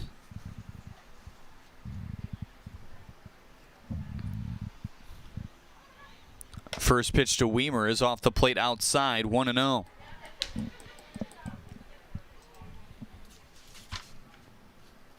Weimer, a local product too, out of Temperance, Bedford. The Kicking Mules, right? Right. Michigan school, but sort of in that greater Toledo area, I guess you could say. Probably grew up going to as many Mud Hens games as he did Tigers games, if not more. He's been compared a lot to Hunter Pence of San Francisco, as that one is in for strike 1. Kind of the unorthodox stance. He had the big leg kick that Pence did back in the day as well. That's been tamed down by him, and that was kind of a process he started in quarantine. Said it's been a little bit of a learning curve to adjust, but not too hard. And is he as much of a character as Hunter Pence? I don't know. I don't think he is. 3-1 is in there for strike 2. I think it was more of the mechanical pieces that people saw. I would think so. Said he got some comparisons on draft day on TV to Pence as well. And started hearing that ever since he was a kid. Here's the full count pitch, low and away. It's funny how certain players get sort of tagged with certain descriptions, and in many cases they're accurate. In some cases they're old. You know, you get tagged with a certain description or a certain feature that may not actually be presently true. But that's the way things get around baseball circles. Sometimes it happens with negative things too, which is unfortunate. Set a school record for 62 games played back in 2019. Did Weimer. Started every game for the Bearcats, as this one is in for strike 1 on Will Johnson. And that year led them to their first NCAA tournament appearance since '74. Wow, that's a long drought. Really long. Popped him up. Pontius calling for it over towards the first base bag. Drifts and makes the catch, and just a 2-out walk here in the 4th inning for Hensley. That's it. 2 walks in the game through 4 here in the East-West All-Star game. When you are in need of air conditioning services, turn to the experienced professionals at McQuaid Heating and Cooling, Plumbing and Refrigeration. Since 1970, we've been delivering high-quality air conditioning installation and repair services. Call for a free estimate today. Let us help you be cool and comfortable. For comprehensive HVAC services, contact McQuaid Heating and Cooling, Plumbing and Refrigeration today. As we continue to respond to COVID-19 in our communities, Ascension Michigan is with you in this, and we are doing what matters to keep you safe in our care. At our hospitals and sites of care across the state, Ascension Michigan has additional safeguards in place. We are limiting visitors, ensuring proper social distancing in our waiting rooms, offering more online visits, and performing rigorous procedures to clean and disinfect. Our care teams are delivering babies and performing surgery.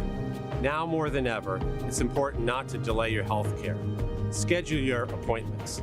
Make sure children are getting their vaccinations. And if you have an emergency, don't wait. Go straight to your closest Ascension ER. Thank you for continuing to protect yourself and our community by washing your hands, wearing a face covering, and social distancing. Our doctors, nurses, and staff are ready for you when you need us. This is what we do best.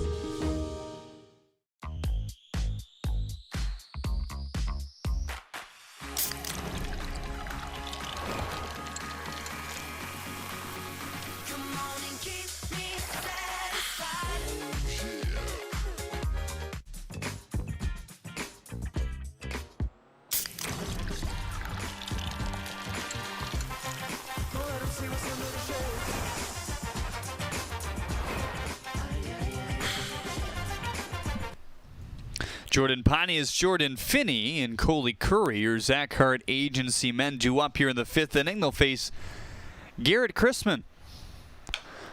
1-0 is chop foul. Pontius back in the 2nd inning flew out to Weimer in right field. Hit it pretty well, but Weimer took a really nice route to it, Dan. He did. He's got a really quick first step. Well, you know, in Weimer's case, he's got a good second step and third step too. He just runs really well. But yeah, off the bat, it looked like a double. I think it's a double most of the time. Slider there by Garrett to get in the head in the count. 1-2. Here's the pitch. Swing and a miss. Shoemaker, your brand new catcher, airmails that one, and Haffey can't stay on the bag. That's tough. You know, didn't start the game. He just came in here, and, you know, wouldn't you know it, the first at bat, he's got to make a play. He did a nice job to clear the runner on the outside, but then he just airmailed the throw a little bit. Haffey did a nice job to keep it from going down the line. So here comes Jordan Finney now. He had a nice double back in the 3rd inning to plate the 2nd run for this East squad. So him and McKinley have scored so far. Kieber to Geely over to Haffey, and a nice pick by Ross over there. Another nice play by Haffey, and Shoemaker says thank you very much on his way back to home plate. Well, Kieber has been about as solid as they come at the shortstop position for the Mammoths this year. Here's Coley Curry now. Single back in the 3rd and an RBI, a line out in the 1st.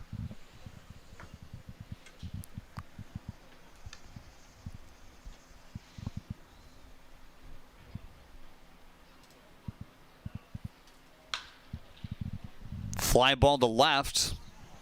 Johnson will see that one spoil out back towards the Beavers bullpen over there. There is no official action. Actually, there is now, as Jared Price is up and throwing. Coley Curry's getting some pretty good rips tonight. He seems to be seeing it well out of Chrisman's hand. Some guys are just like that. They're just a good matchup for you, for whatever reason. Another good swing. Right in front of Weimer out there.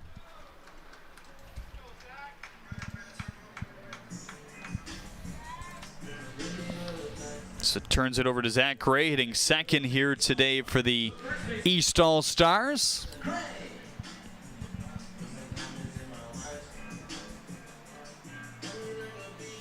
The people who correctly guessed hot coffee is the winner of the Dunkin' Donut race. Get a $5 gift card here today. It's Tammy Walker Stillwell, Tracy Groner McCurvey, and Pat Torres. So congratulations to you. Felt like we were calling a horse race there. I know, right? Came down to the wire.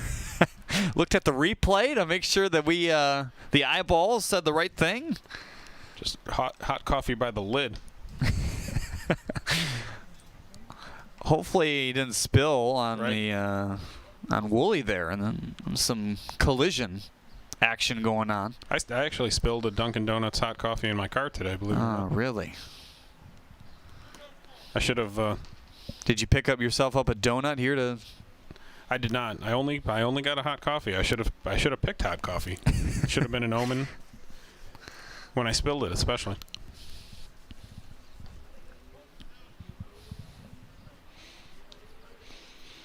Here's the 1-2 on Gray. Rope to right, and that baby's going to get down and foul. Oh, I don't know.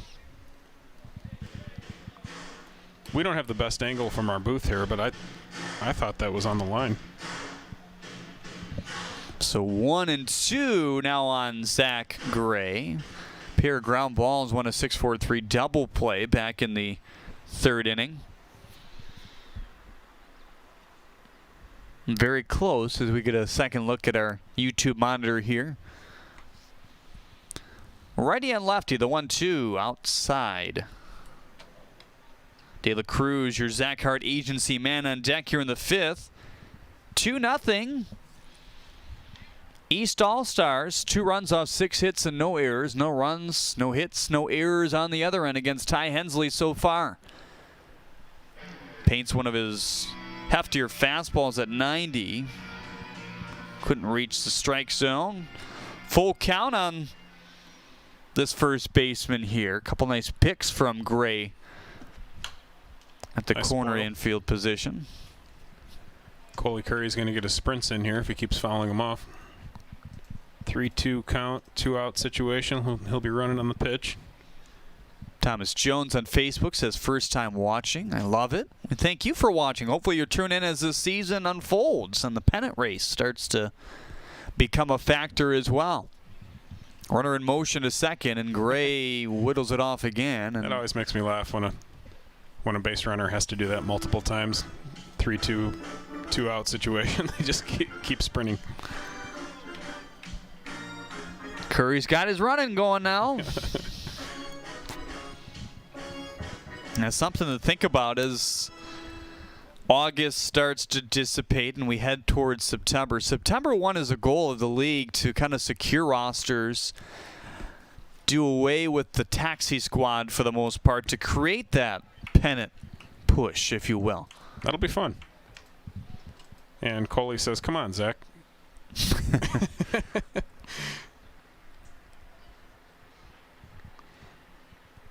Coley's going to stop running on the pitch here pretty soon. Might be an idea for the West to pick him on one of these. Moving again, the 3-2 low as Gray coaxes a walk. He's done that pretty efficiently this year. It was a very well-earned walk. 13 of them coming into tonight's game.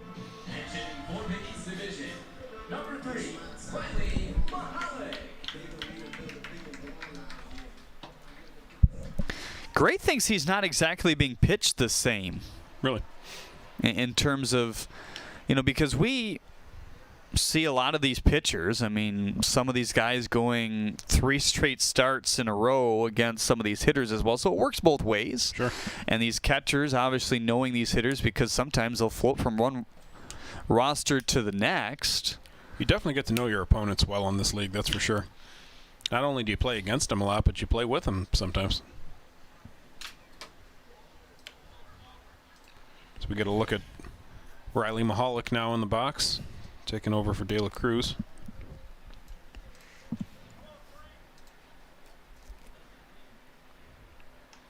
Doing the typical all-star game thing where you turn the lineup over about halfway through. Mahalik, Blaze, and Torres, the position players on the bench for the East here tonight.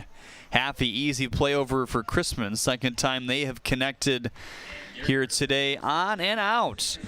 Chrisman does a nice job of stranding a pair of runners here in the 5th. More when we get back. Chelsea Estes has it. With Equinox from your Metro Detroit Chevy dealers, the sky isn't the limit.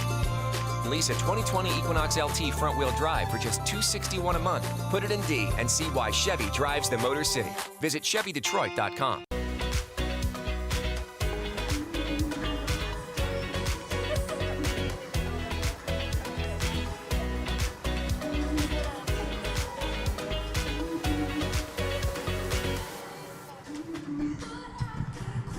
The Weingarts family is honored to be celebrating 75 years of helping families like yours with your lawn equipment needs. While the equipment has changed, our grandfather's founding values and commitment to quality still drive our business. We carry top brands like Exmark, Toro, Honda, Cub Cadet, and more. See the full lineup at Weingarts.com. Whether it's new equipment, parts, or service, we work to earn your trust in each of our 6 locations. From our family to yours, thank you for letting us serve you. Weingarts, everything from lawn to snow.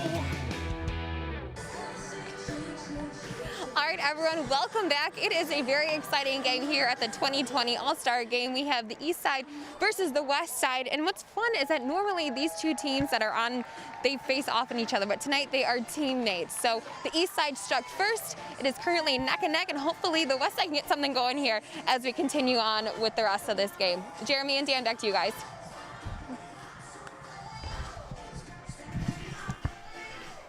All right, we're back, getting a good look at Ty Hensley out there. He has just been dominant all season, and it's exciting to see him back out there. We'll see how long they let him go today. Not the typical All-Star Game format where you turn the pitcher over every couple innings. Certainly the arms attributed to these two teams, but again, you know, overall, those are guys that have pitched in relief a lot this week because they're a unicorn and they've had 3 straight games where they just started, you know, yesterday or a couple days ago. I think Clenny could probably go, and certainly Dugan Darnell could go. Yeah, those are the two that Jim Essian kind of hinted to us might see some time here today. There's action actually in both pens right now. Ty Hensley at 96 pitches.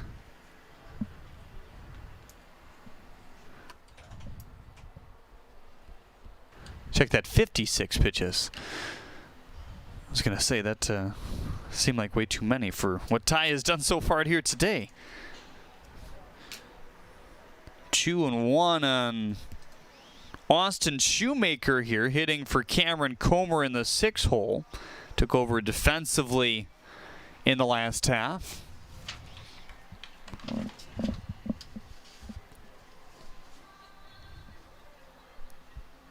I believe that's Darnell doing his stretches currently in the bullpen here.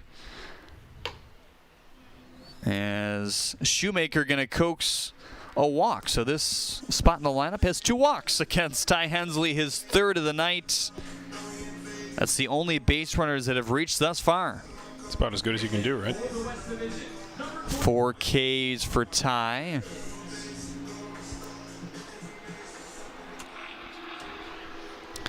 Lamar Briggs getting a pinch hit appearance here now for Andrew McCoy.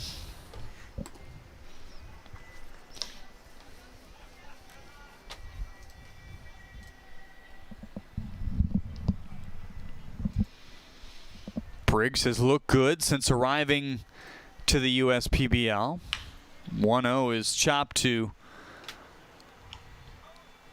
Bardzell over at 3rd base. He's able to turn it. Mahalik, I beg your pardon. Mahalik taking over for De La Cruz at 3rd base. Did a nice job to glove that. That took a kind of a nasty hop up on him.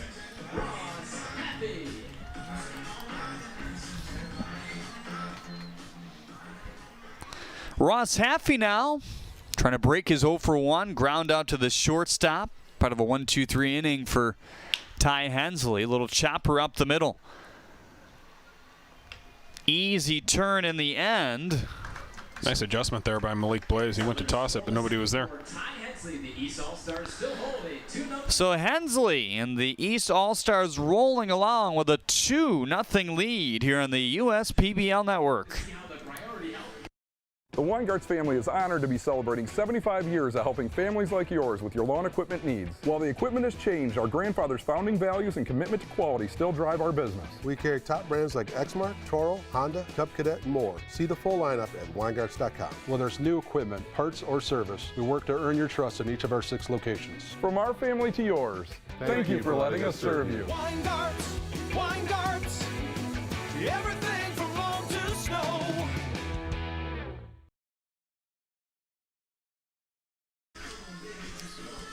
Now time for a look at the USPBL standings presented by Scott's. The Unicorns, a loss last night, but still high atop the USPBL here. The Hoppers and the Beavers trying to battle for position as the Mammoths look to straighten things out overall. Still early, but Unicorns are going to be tough to catch if they continue to pitch the way they have and also find a couple guys in their lineup that start driving in runs consistently. Jared Price, a Hoffman Dental pitching change here in the 6th inning for the West All-Stars here tonight. Trevor McKinley, Frankie Luska, Anthony Maselli, your Zach Hart agency 3-men due up. And actually that will be Blaze in the spot of Maselli. Right.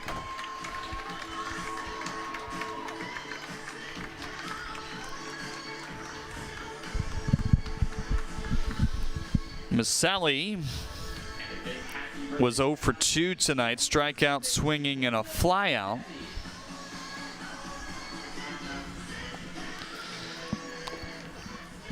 Luska today had a single back in the 2nd inning and a strikeout in the 4th, and we'll see what Blaze can do. Had a nice play, 6-3 double play to end the last half.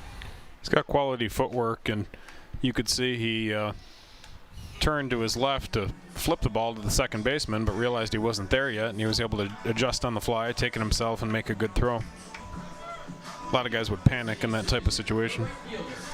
Jared Price, 8 walks to 17 Ks so far this year with a 1.84 ERA through 14 innings of work thus far. Fastball, slider, changeup, curveball for Price as he delivers one outside here to Trevor McKinley.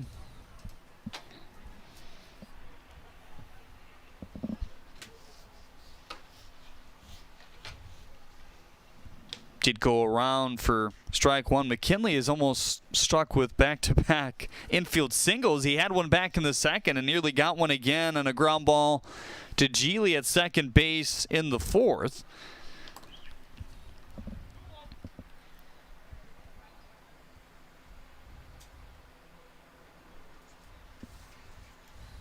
Here's the 2-1. Low and away, 3-1.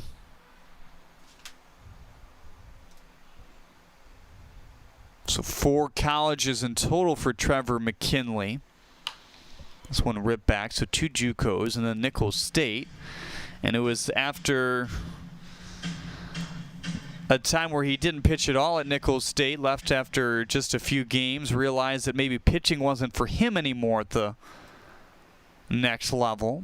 Became a hitter again and has been doing good things. And here in professional baseball, I'm playing in an all-star game here tonight. It was a nice fastball there by Price. 90, got it on the inside part of the plate.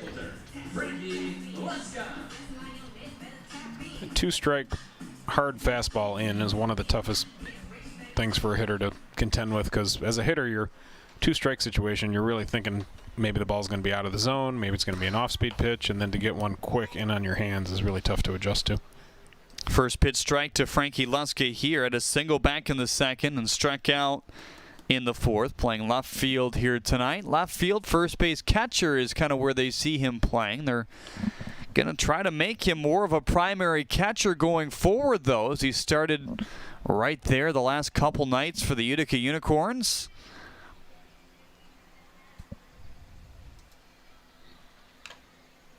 A tipped foul.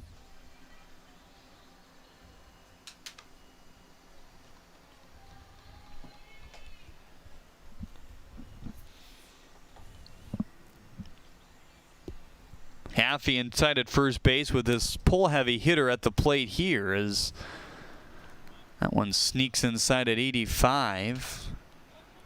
Straightened up Frankie there.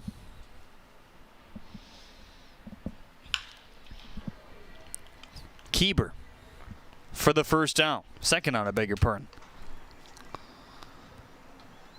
So Price taking over for Chrisman here in the 6th. Chrisman went 5. Striking out 4 in the end. Allowed 2 runs, both of them earned. Stats here today do count towards these players' overall stats, if you're wondering. Malik Blaze gets his first at-bat here. Looks at a 77-mile-per-hour slider there. There's Keeper again.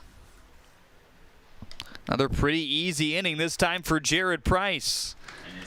2-0 we stick here on the USPBL Network.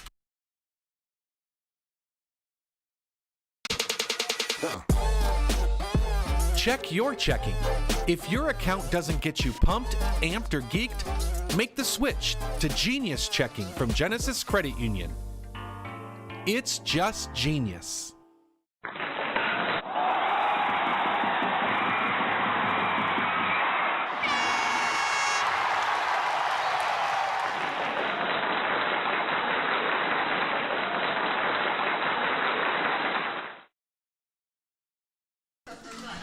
Upcoming games always brought to you by Motor City Casino Hotel. Tomorrow, a double dip. Here with you at 5:30 again, 5:20 on the air on the USPBL Network. It's the Hoppers and the Mammoths.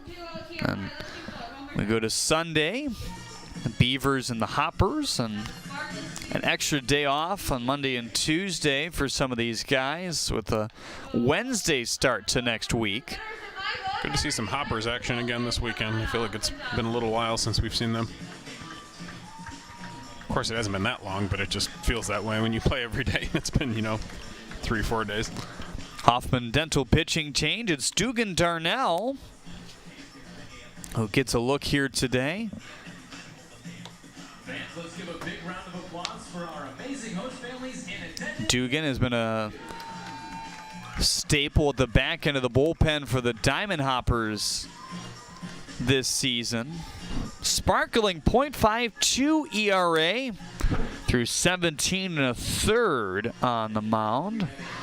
13 walks to 32 Ks. So the walks maybe a little bit higher than you would hope, but still a really nice strikeout rate to begin this year for Dugan Darnell. Yeah, he's not really giving up any hits or any kind of hard contact, really, on any kind of regular basis. So you'll certainly take your chances with that, and you'll just hope he can cut down on the walks a little bit. So Ty Hensley, without a hit in his last 2 starts and then some. 2 starts in an inning through 58 pitches here tonight. Walked 3 and struck out 4. So what is that, 13 innings without a hit, I think? Pretty impressive. And if this was a normal game, you'd still see him out there. Yeah. Without a doubt. Can you imagine that? 0-1. Swing and a miss at an 84-mile-per-hour changeup there. Or splitter. He doesn't have a change. Yeah, it's a split. Fastball, a curveball, and a splitter. Doesn't throw that splitter all too much. Is at 9% coming into today. Looks like it's coming again here, I think. Yep. Through the thickets. If you have the benefit of the camera angles we do, sometimes you can see him grip it. Of course, the hitter can't really see that, but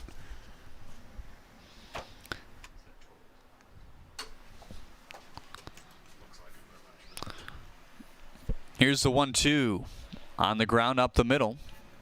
Blaze, good range, targets to first for out number 1.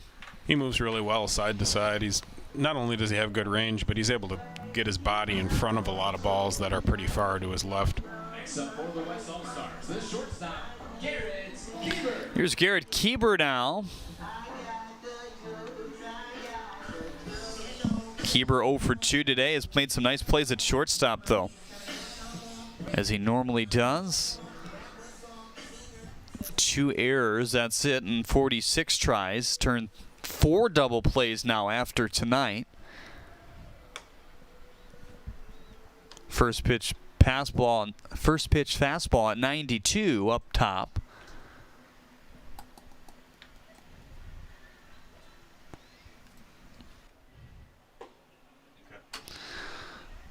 2-0 on Garrett Kieber. Strikeout back in the third and a ground out in the first. Shortstop's pretty good in this lead. Maselli, Blaze, Kieber, Geely can play some short, even though he's at second most of the time. McKinley to right. Freddie Geely on the second, the last shot here in the sixth inning for the West All-Stars. Still looking for their first run. First run, and can we say the rest, or are we not supposed to? Yeah, why not? It's combined at this point. Yeah. I don't think it's a jinx anymore.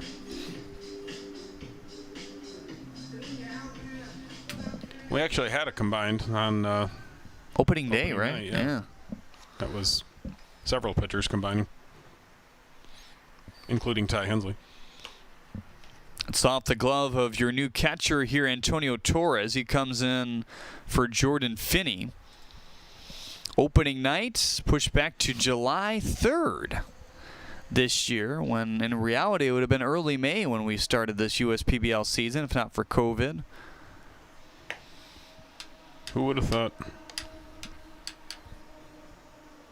And who would have thought at the beginning of this that we would still be dealing with cancellations and ramifications in terms of what these teams can do, where they can go, who they can come in contact with. As this is in for strike one on Geely. It was Hensley, Goodson, Komitas, and Clenny in that combined no-hitter back on July 3rd against the Mammoths. 1-0 the win there. And that trend of... all four of them are All-Stars. Yeah. That pretty good group. That trend of great pitching and low run scoring kind of continued for the first 2 weeks. Not surprising, given these hitters had literally no time against live pitching at all to get ready for this season. If you're just joining us now and you didn't see the news, the Michigan High School Athletic Association has moved high school football to the spring officially here tonight. I think in turn that probably means that the high school baseball season will be altered as well. I think it'll be backed up to accommodate that football schedule. A lot of athletes play both. An easy 94 there from Dugan Darnell as Geely pops it back. It'll be real interesting to see something like football starting really in the winter, because they'll have to start practice, I would think, in probably February. And that's certainly unusual. I don't know how that's going to happen. I mean, football practice, you're used to just sweating like crazy. I mean, just the hottest month of the year with those two-a-days. Going to have to get the snow shovel out half the time. There's a 3-2 walk to Freddie Geely. Brings up Xavier Warren. Not a bad bat to bring up when you're down 2. Or check that was... Landon Barnes here in the 6th inning. So similar stature between Geely and Barnes, but Barnes will come in at second base for Geely, so we apologize for that. But this is Xavier Warren, we promise you. Waddle to Mahalik, has to come in, gloves, throws, and able to get Xavier here. So the 2-out walk does no damage against Dugan Darnell, who takes over for Ty Hensley here in the 6th inning. Now for the race. Those Motor City wheels are messing around, waiting to get the car to go downtown. La la la la la la la la taking some time and having some fun, waiting to get the call that it's time to run. Holy Hot Rods, it's race time. Chevy Detroit wheels, start your engines. Well, all-star game. These mascots got to bring their game here today as well. Who do you have? PD Pickup out first. I'm going to go Corey Vett. Ooh, a late start. A couple are not even on camera. They're taking just a completely different route going through center field. This is different. We've seen a lot of not sure how we call that. paint traded the last couple days. We see that on the backside as well. There's those two. They're on like a leisurely Sunday type drive out there. They're going to go past the finish line in the end here. Good thing we don't bet on this one. This would be hard to handicap. Well, officially, I think Petey Pickup might pick it up unless he showboats a little bit too much down the first base line. He does. Yeah, I'm calling it for Petey Pickup, although those other two have been past the finish line for a while. Another Hoffman Dental pitching change here. It stays on Cole as he comes in for the East squad here in the 7th inning.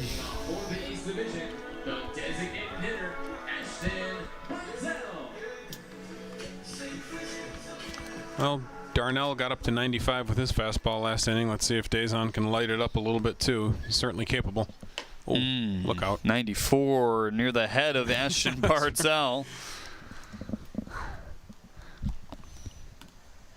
That's a little frightening.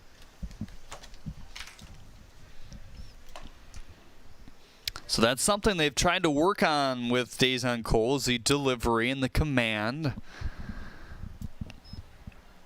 Something they feel if he can straighten that out, he's going to be a really good power pitcher going forward.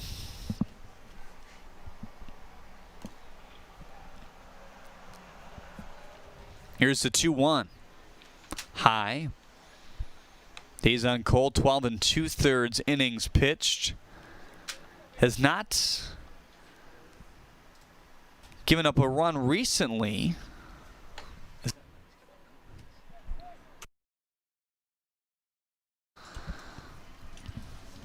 As Barzell walks to first base, and he actually does have a 0 ERA in the season, 6 walks to 15 Ks.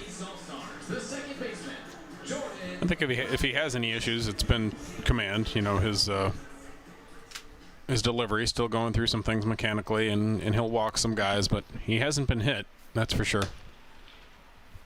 First pitch to Pontius inside at 93.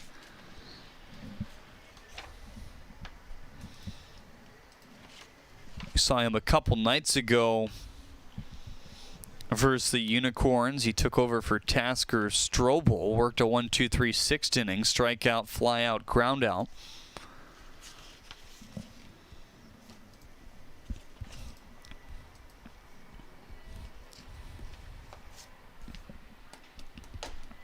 One off speed dips in for strike 2 on Jordan Pontius here. So just as you get used to the fastball, the slider comes out. Fastball, slider, changeup for Dazon. The 1-2, swing and a miss. Back to back, off speed here has Pontius out in front for out number 1. Next up for the East Division, the catcher, Antonio Torres.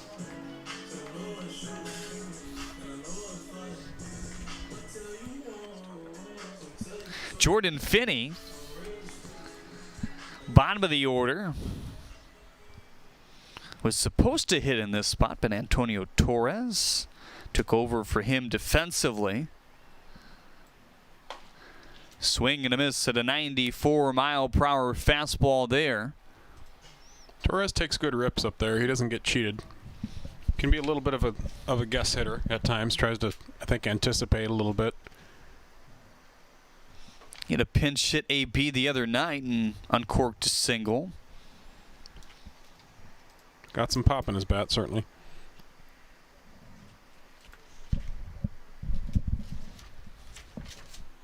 That drove in a run for the Unicorns as well. Here's the 1-1. High at 95, the best fastball we've seen so far here tonight from Dazon Cole.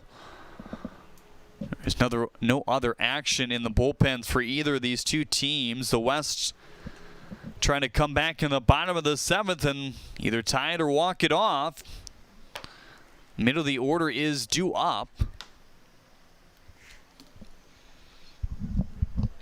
Torres with one of the higher launch angles in the USPBL.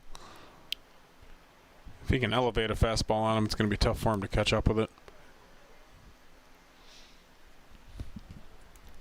Waiting in the 2-2, here it comes. Tying him up inside with the slider, and that's enough for his second strikeout in a row here in the 7th.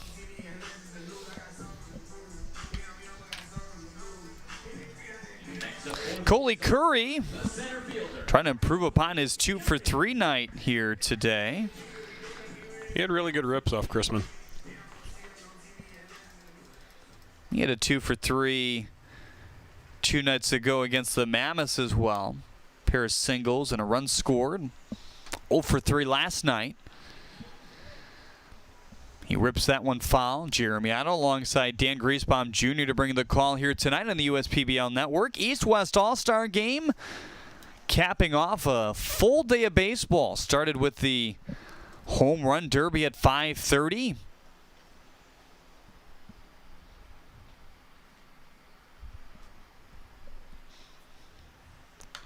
Cole trying to strike out the side, and he's one pitch away from doing that here.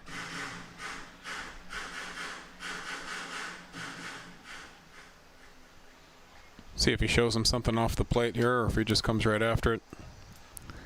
He gets a swing and miss 35% of the time on the slider, 12% on the fastball. The 0-2, zinging fastball at 95 away. May come back slider down now, possibly. Try to get him to chase it down. Here's the 1-2. Swing and a miss. Stayed with the fastball above the belt, and he does strike out the side here in the 7th inning. Days on Cole, airing it out. To the 7th we go. The West looking to get a couple runs here. Right. Now time for Take Me Out to the Ball Game. Here's Leo Hotel. Genesis Credit Union. It's time for the 7th inning stretch and Take Me Out to the Ball Game. Let's hear you sing. Take me out to the ball game. Take me out with the crowd. Buy me some peanuts and Cracker Jack. I don't care if I never get back. Let me root for the home team. If they don't win, it's a shame. For it's 1, 2, 3 strikes, you're out at the old ball game. Thank you, fans, for participating in the 7th inning stretch, sponsored by Genesis Credit Union. Another Hoffman Dental pitching change here. It's Nolan Clenny. Yeah, he was kind of stretching and getting loose while Darnell was out there, and then he sort of shut it down for a little bit. Wasn't sure if he was going to come into the ball game or not, but here he is, like you draw it up, trying to close out a game for his teammate Ty Hensley. And to add another element to it, close out a combined no-hitter, possibly. His throwing partner, Ty Hensley, as well. What a tough draw, even in an all-star game, to get Hensley, Darnell, and Clenny. I mean, that's just really good stuff lined up at you.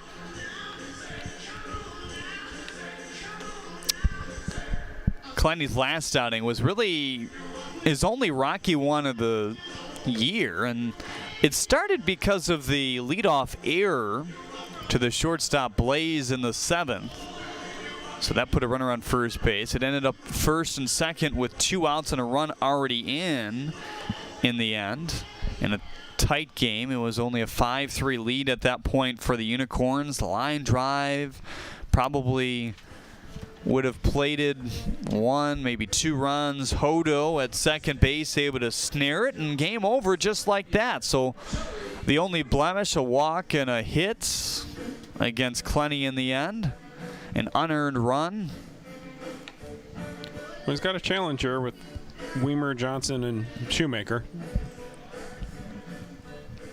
Lamar Briggs would be after that as well if they can get a man on. Clenny this year, .56 ERA. 2 runs given up, just 1 earned. 3 walks to 24 strikeouts. Weimer today 0 for 1 with a strikeout and a walk. 0-2. Beautiful sky here setting over Jimmy John's Field. Here's a 0-2. Fastball up high at 91. Fastball, slider, changeup. I would go slider away again here. It seems like Weimer pulls off that pitch a little bit. Got to keep it away, though. Went with the fastball at 91. That capping off what's been a beautiful day for baseball. 81 degrees at first pitch. Blaze hovering it to first. What a nifty play by Gray over at first base. That's really tough footwork because you're in danger. If you don't get all the way over there, you're in danger of getting run over by the base runner. Although Weimer did get down expecting a possible tag. Gray, the former three-sport athlete, basketball in his game as well. Certainly a lot of footwork involved with hoops. Definitely. Here's Will Johnson now. Today 0 for 2. Also a participant in the home run derby earlier tonight.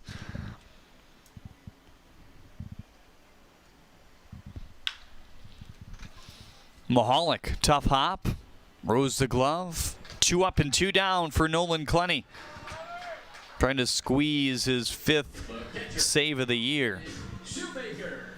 Well, and all that stands between the east side and a combined no-hitter in the All-Star game is Austin Shoemaker, the left-handed hitter. He can bunt. I don't know if he will in this situation, but he can bunt. He's a pretty good runner and a very adept bunter. And Mahalik is back, but I don't know if he would do that. Line drive to center field. I think he sees it. He doesn't see it. Curry does not. Picked it up, though. He found it. Maybe Luska helping him out there in left field. And a combined no-hitter in the All-Star game. Hensley, Darnell, and Clenny here today. And some nice clutch hits as well by Jordan Finney early on here in the 3rd inning. And also, Frankie Luska combined with Ashton Barzell in the 2nd. So 2nd combined no-hitter. And obviously, Hensley had the straight no-hitter through 7 innings earlier on. Who knows? He might have had one here today if it wasn't in this situation, in the showcase type game that this is always. You know, I'd be disingenuous if I said I expected a no-hitter, but I think we definitely expected the East squad to have very strong pitching, and that's certainly the way it played out. I mean, it's tough to find any 3 better guys than Hensley, Darnell, and Clenny. That's really tough. I'll stick around for our Auto Lab post-game show. Chelsea Estes will have our Lombardo Homes MVP at the United Shore Media Desk to interview here tonight. Already good stuff from Ross Haffey from the Home Run Derby. We'll see who the MVP is. I think it's a pitcher, hint, hint. Back with more. Detroit Mercy really models a value-based education. They focus a lot on service, which provides so many different experiences and opportunities that allows us to tie in everything we learn, how to apply that outside of the class. There are a number of different programs that we're a part of to help bring the community back and revitalize the city of Detroit. Doing service with the community really helps bring Detroit Mercy outside of the gates and to everyone. Detroit Mercy. Build a boundless future. The Chevy Trax from your Metro Detroit Chevy dealers has a sporty, compact design that makes it the perfect SUV for everywhere you like to roll. Lease a 2020 Trax LT front-wheel drive for just $222 a month. Put it in D and see why Chevy drives the Motor City. At Priority Health, we're embarking on a new normal, embracing the changes needed to keep Michigan safe. While that may look a little different for everyone, Priority Health is here to help. With access to the care you need, the doctors you want, and the quality coverage you can afford. So you can get back to this, and this, safely, steadily, and with the smartest health coverage possible. The Weingarts family is honored to be celebrating 75 years of helping families like yours with your lawn equipment needs. While the equipment has changed, our grandfather's founding values and commitment to quality still drive our business. We carry top brands like Exmark, Toro, Honda, Cub Cadet, and more. See the full lineup at Weingarts.com. Whether it's new equipment, parts, or service, we work to earn your trust in each of our 6 locations. From our family to yours, thank you for letting us serve you. Weingarts, everything from lawn to snow. They called it the 1,000-year flood. They were having homes and businesses flooded, and the roads were being washed out. My entire house is going to be flooded. Okay, do you have a second story? A lot of fear that we were going to lose a lot of people. When we heard the police station was flooded, we immediately gave them our command center to operate out of. Belfour was our savior. Sheldon and his team restored 25 of our businesses and more than 1,500 residences. At Belfour, we're restoring more than property. With Equinox from your Metro Detroit Chevy dealers, the sky isn't the limit. Lease a 2020 Equinox LT front-wheel drive for just $261 a month. Put it in D and see why Chevy drives the Motor City. Visit ChevyDetroit.com. All the opportunities I've been given, I would not have been able to get at bigger universities. Here, the professor cares about your success and is willing to work for it with you. So much preparation for the future. I couldn't imagine being anywhere else. Detroit Mercy. Build a boundless future.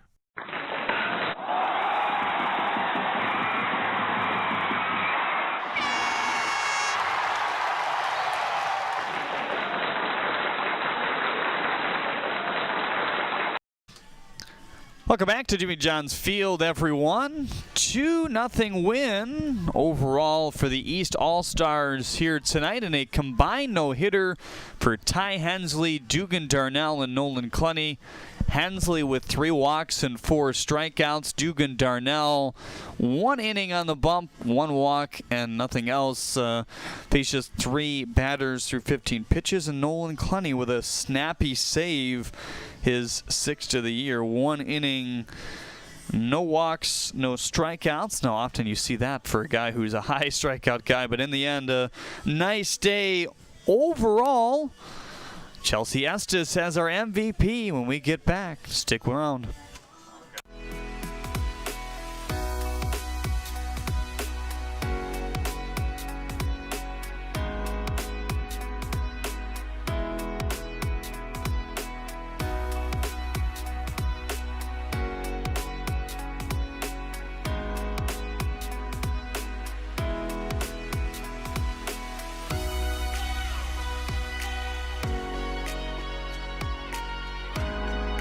Throughout your life, from big moments to ones well-earned, we're your financial guardian angel. Alliance Catholic Credit Union.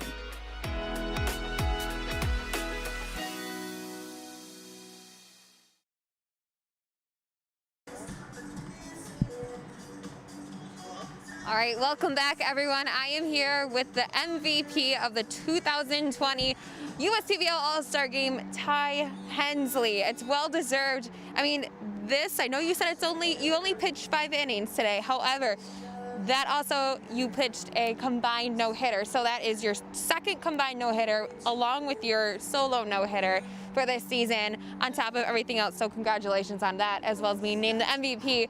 I'm going to quote Alan Oakes. He's he's the pitching coordinator here for the USPBL. And he said, bats are allergic to his pitches. So with all of this success that you found here tonight, I mean, what can you speak about that?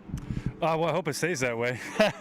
I think Frankie made a really nice play down there in left field. For the most part, I think made some pretty good pitches, some weak contact, and I definitely wish I wouldn't have walked those 3 guys or whatever. But no, overall, I think it was a good outing and another one to build on top of. So. Absolutely, and it was always very fun to watch you and the rest of the guys out there. Everyone had a fun time tonight. So usually the Hoppers and the Unicorns, you guys are opponents, but tonight you were teammates. So is that a little bit different, knowing that you were almost playing with the enemy, or what? Yeah, no, it was, I kind of feel like everybody here is like on the same team, really. Like, we all compete against each other, but I think it's all a lot of the same goal. Everyone's trying to get out and move on and move up in their career. So no, it was a fun experience to kind of play with those guys and try and get edge on them a little bit more. So A little bit. You kind of really got the inside scoop. You guys really clicked well together tonight. It really showed on the field. All right, Ty, you were really kind of seen as a team leader, for the Unicorns. And the All-Star game usually marks halfway point of this season. So you can think of it now, the second half of the season is going to be starting tomorrow. So as a leader of the team, how can you help the Unicorns get back to the championship game here in a little bit more than a month from now? I don't know if there's anything I can really do besides just keep telling everybody to keep playing hard, keep having fun. I think I think last time we talked, I said everyone's just really starting to get comfortable and everything. So I think staying comfortable, having fun, and trying to get better each and every day you go out there, and it's a good recipe for success. So. Great recipe for success, and having fun is the key thing, because you guys are having fun, then it's all going to click together. All right, everyone, again, the MVP, Ty Hensley, congratulations on an outstanding night to the Unicorns and to all the teams here tonight. They were great all-stars. All right, Jeremy and Dan, back to you guys. Thanks, Chelsea. Certainly a great day of baseball here at Jimmy John's Field. Wrapping up in a snappy pitcher's duel. That's what we're used to seeing, huh? Yeah, I can't say that was shocking overall. Like we talked about before the game, the East squad especially had a excellent pitching staff, and Ty, being able to see him for 5 innings in an All-Star game was really special. And I think the thing that is starting to get interesting about his outings is that he's not striking everybody out anymore. He struck out 5 today, which is still one per inning, but or was it 4? I know it wasn't more than 1 per inning. It means he's getting a lot of contact outs also, which is a good sign. It can help keep his pitch count down, and I think it's something he's been actively working on. 2-0 your final score off 6 hits and no runs, no hits, no errors on the other side. On the air at 5:20 again for a double dip tomorrow between the Hoppers and the Mammoths. Join us for that here on the USPBL Network on Facebook and YouTube. Good night, everyone.